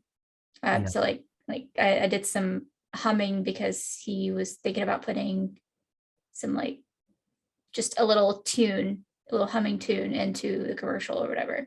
So I did that for him, and I didn't expect anything from it. I was just like, I'll do it. I don't care. And he like paid me a little extra, and I was like, oh, I'm gonna cry. That's so nice. Thank you. I need all the money. I need this. No, it you know, because that's another reason why I was talking about being genuine and truthful, is like that's how I also like relationships. I don't I struggle with networking because like it can be very fake and all that. And it's just like, oh hey, how can I use this person to get what I'm after? God, I hate that so much. Right? I want to establish relationships, you know, like I'd much rather have a smaller group of clients that there's substance to it. Like that author who is like one of my biggest advocates. Like I consider him like an actual friend. I don't have it on me, but I have the fidget spinners because I fidget. Mhm. And I was talking about like, man, I wish I could. I don't like taking these in public because I feel like a child. Because like it's a shuriken. Like I love that though. It's one of the best ones that I've seen. I also have a batarang, and then I have whatever. I have a few. And I was like, man, I really want just like a ring that I can like. It's just a little. It doesn't look like anything else. It's just a ring. But I look online, they kind of exist, but I can't tell. Like, I would love to be able to test them and see like how smooth they are, how loud they are. I also don't know my ring size because it's never really, Irrelevant. not really come up. And we were playing D&D, and he was like, oh, because this D&D group's so good. They're all scientists and engineers.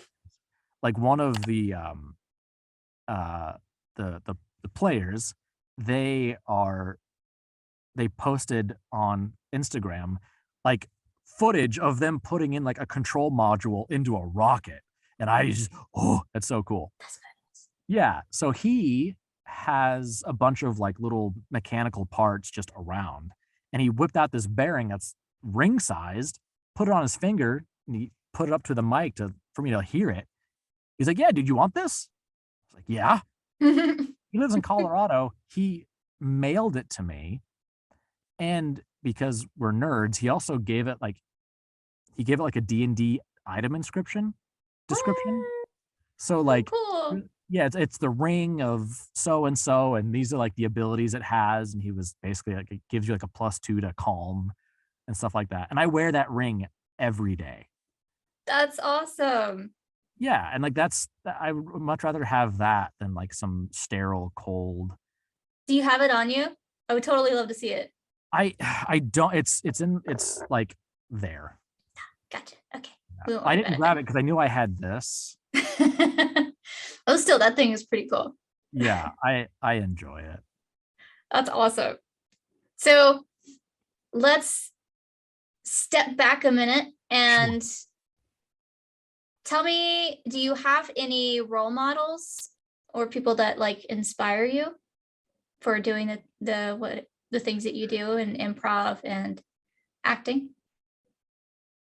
So yeah, like my maybe sort of. I have people I like, but If you don't, it's okay. Just, I don't have role models myself. Some people do, some people don't, but yeah. Never hurts to ask. Okay, no, that's good because I'm like, I feel like I should. I feel like I should too, but yeah. No, it's so interesting though, because like there are definitely people I'm a fan of, like I like their work, but them working doesn't necessarily inspire me to do better or anything like that. Like all the inspiration I get comes from me. Like I need to inspire myself. Like I how about characters? Do you get inspired by characters? Like their characteristics or traits to help you be a better person. Oh, Because that's no. my thing. Oh, really? I see traits. Mostly it came from like Disney movies and anime and stuff like that for me, is to like, I look up to these characters who have awesome traits, not necessarily like putting them on a pedestal like you would a role model, Yeah. but I take these things that I want to be like, or I want to have as my person. And then there's some things that I don't like. So I like push that away and then intake this. I'm a characteristic kind of person. Sure. So if you're the same way, if you have stuff like that, then that would be cool. Sauron from Lord of the Rings. Sauron. He's a big role model for me. Why, No, why Sauron?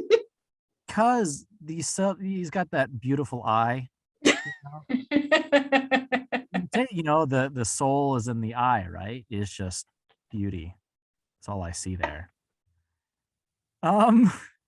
No, not really. You know, like there are definitely some times where like Asta from Black Clover. I admire his determination, how he just never gives up. But no, not really. Like I don't really do like inspirational quotes or find I can admire somebody for what they do and what they stand for, but when I try to apply it to myself, I actually usually get like um demotivated, I guess. Someone's like, oh, especially like for like fictional characters, because in the end they're basically perfect and Mhm. everything works out for them. And it's like, okay, cool. Asta's, he never gives up. He's so good and great. And then I have a day where it's like my anxiety's so bad I can't do anything. And then all of a sudden I'm not living up to that expectation that I placed on myself. And I don't like that. Yeah, so you get your inspiration and motivation from marching to the beat of your own drum. Yeah, more or less. It's also really come from you were talking earlier about your journey of self-discovery. I'm also going through that. Um, you know, my anxiety got so bad to the point where I was basically a hermit. You know, I didn't have friends. I didn't do much. I literally couldn't. Everything put me into a panic. Luckily, I have an amazing family who stepped up and helped me through that. And from there, though, like a lot of stuff kind of fell apart and I had to start over again with life. It's also what kind of got me into voice acting was the slate for me was pretty much clean. And so a lot of the inspiration, it's going to sound really gross, but a lot of the inspiration comes from me seeing that, hey, I can do it. You know, I was 270 pounds Oof. a few years ago because I didn't do anything. I just ate, I eat my feelings. And it took me 3 years, but I lost 100 pounds.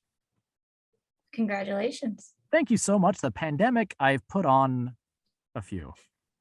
Me too. No worries. It's so annoying though, because like I have clothes that I got because I was like, oh, skinny Christian's here forever. Because I made lifestyle choices. I didn't like go on a diet. I Mhm. ate healthier. And then I stopped eating healthier, and a lot of those skinny clothes are tight boy clothes now. So annoying. But anyway, it's more like there's proof I can do it. You know, I can be more positive. I can be more motivated. I can accomplish things, which I didn't think I could do anymore. And that gives me more inspiration. Honestly, it's my family, the family that stepped up for me. My sister, her husband, and my niece. Um, they are the most inspiring people, more so than like any characters or actors or anything like that. They definitely get me through all of this. That is so sweet. Thank you. All right. And because we are going up on about 2.5 hours now, I have a lot of Awesome. editing to do.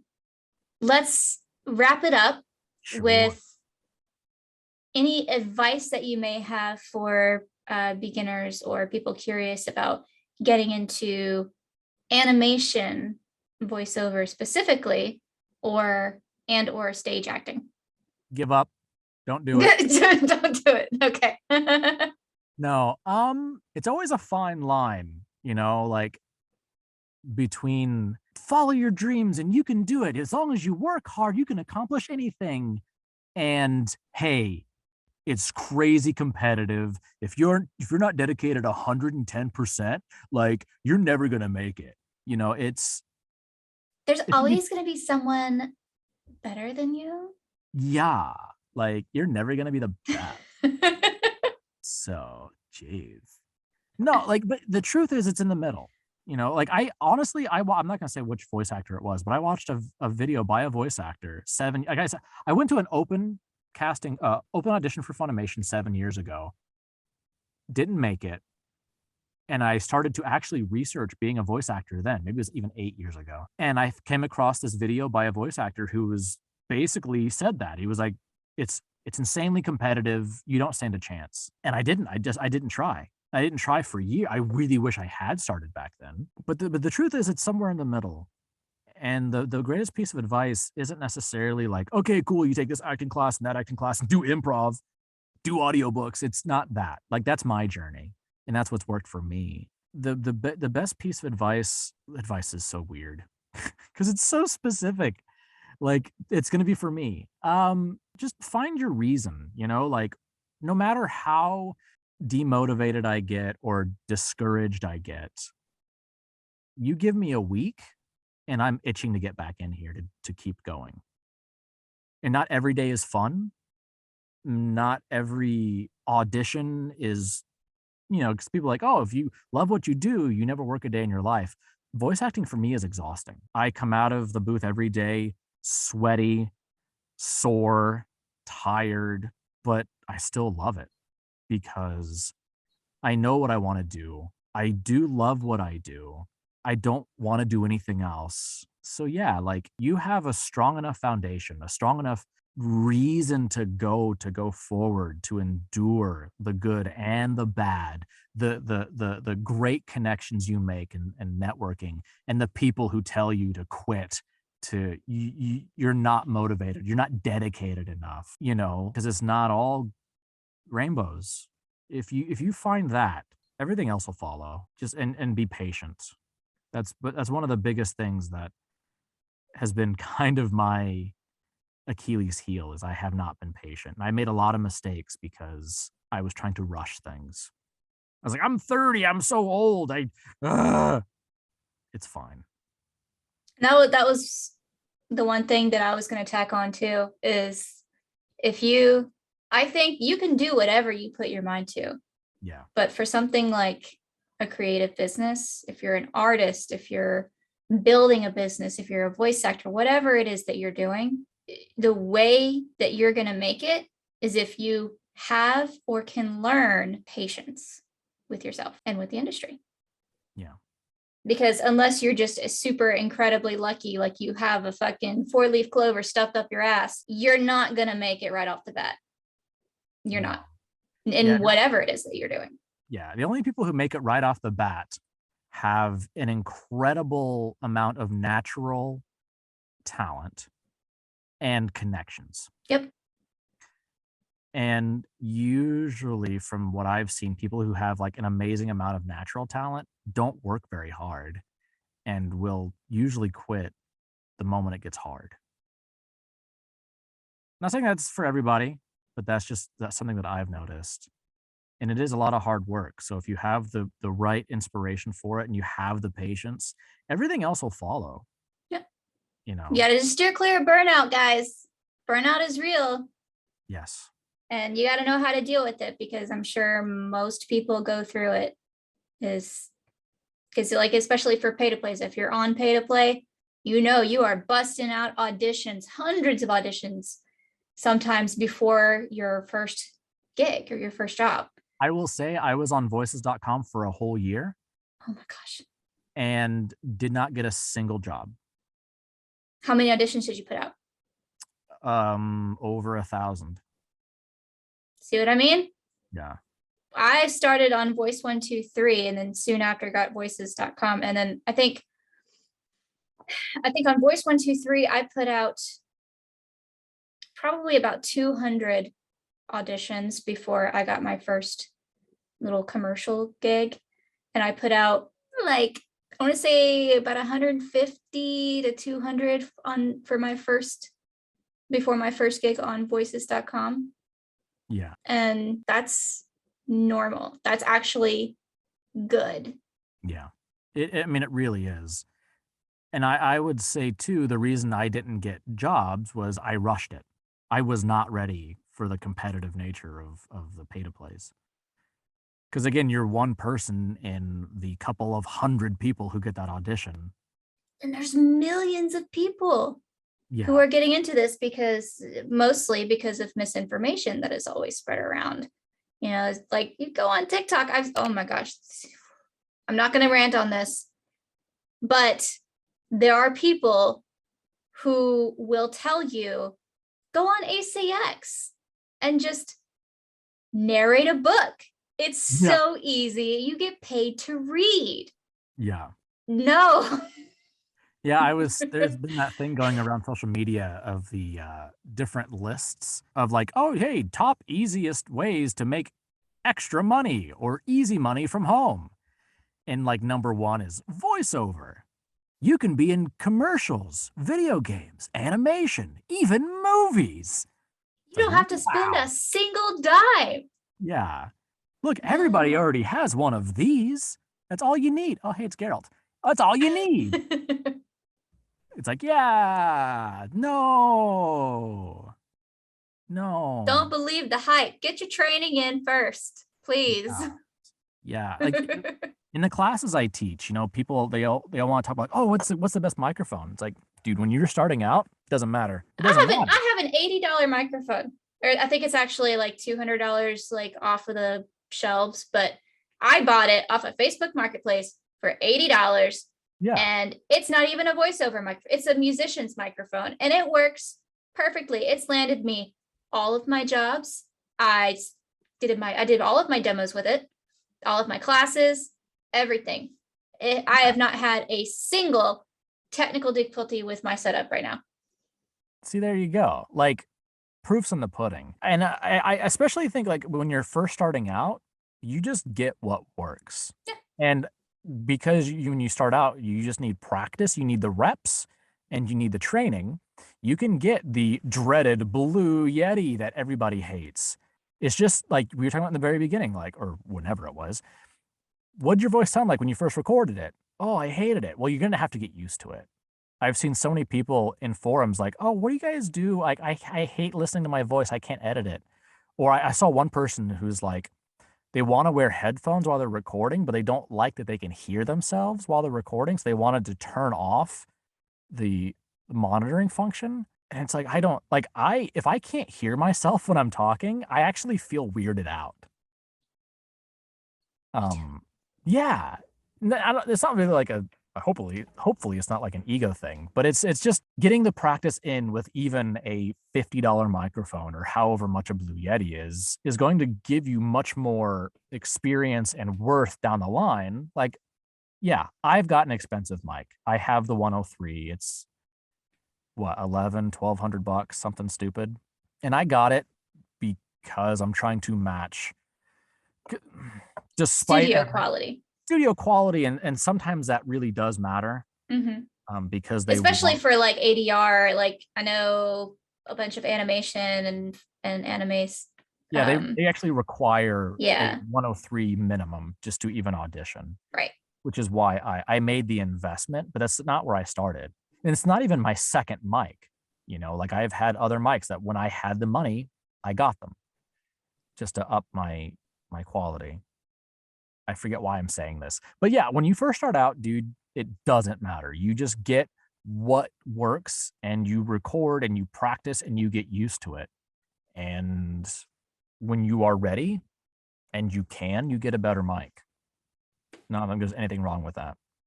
So patience. Yes. With yourself and your business, getting what works and doing what you can just to get started. And under getting your correct mindset, I think would be the last one.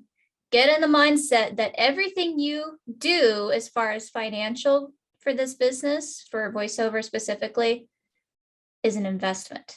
It's not an expense. Is an investment because it's going to pay you back if you are serious about what you're doing and you stick with it. Yeah. It has to be worth it to you. Everything you're doing has to be worth it to you. If you're going to upgrade your equipment, you have to understand that that's going to be an investment, and you need to keep going with it, because you don't need to upgrade. You don't need to upgrade anything. You need to get the bottom of the barrel if that's what you can afford, until you know this is what you want to do. That's why I've stuck with my stuff, because I spent all of my money on classes and coaching and demos. Equipment, to me, it's just equipment. It's just getting you there. So long as it's decent, you're going to make it. I'll upgrade when I can. Yeah. But I hope that helped everybody. Do you have any last words for our listeners, Kristian? Yeah. I miss you. I don't. Leave me alone. That's fine. Come love me. I'm just kidding. So yeah, you guys, I have all of the information so where you can follow Kristian and see what he's up to. Send him a message if you have a project that you want to do in collaboration with him. Yes.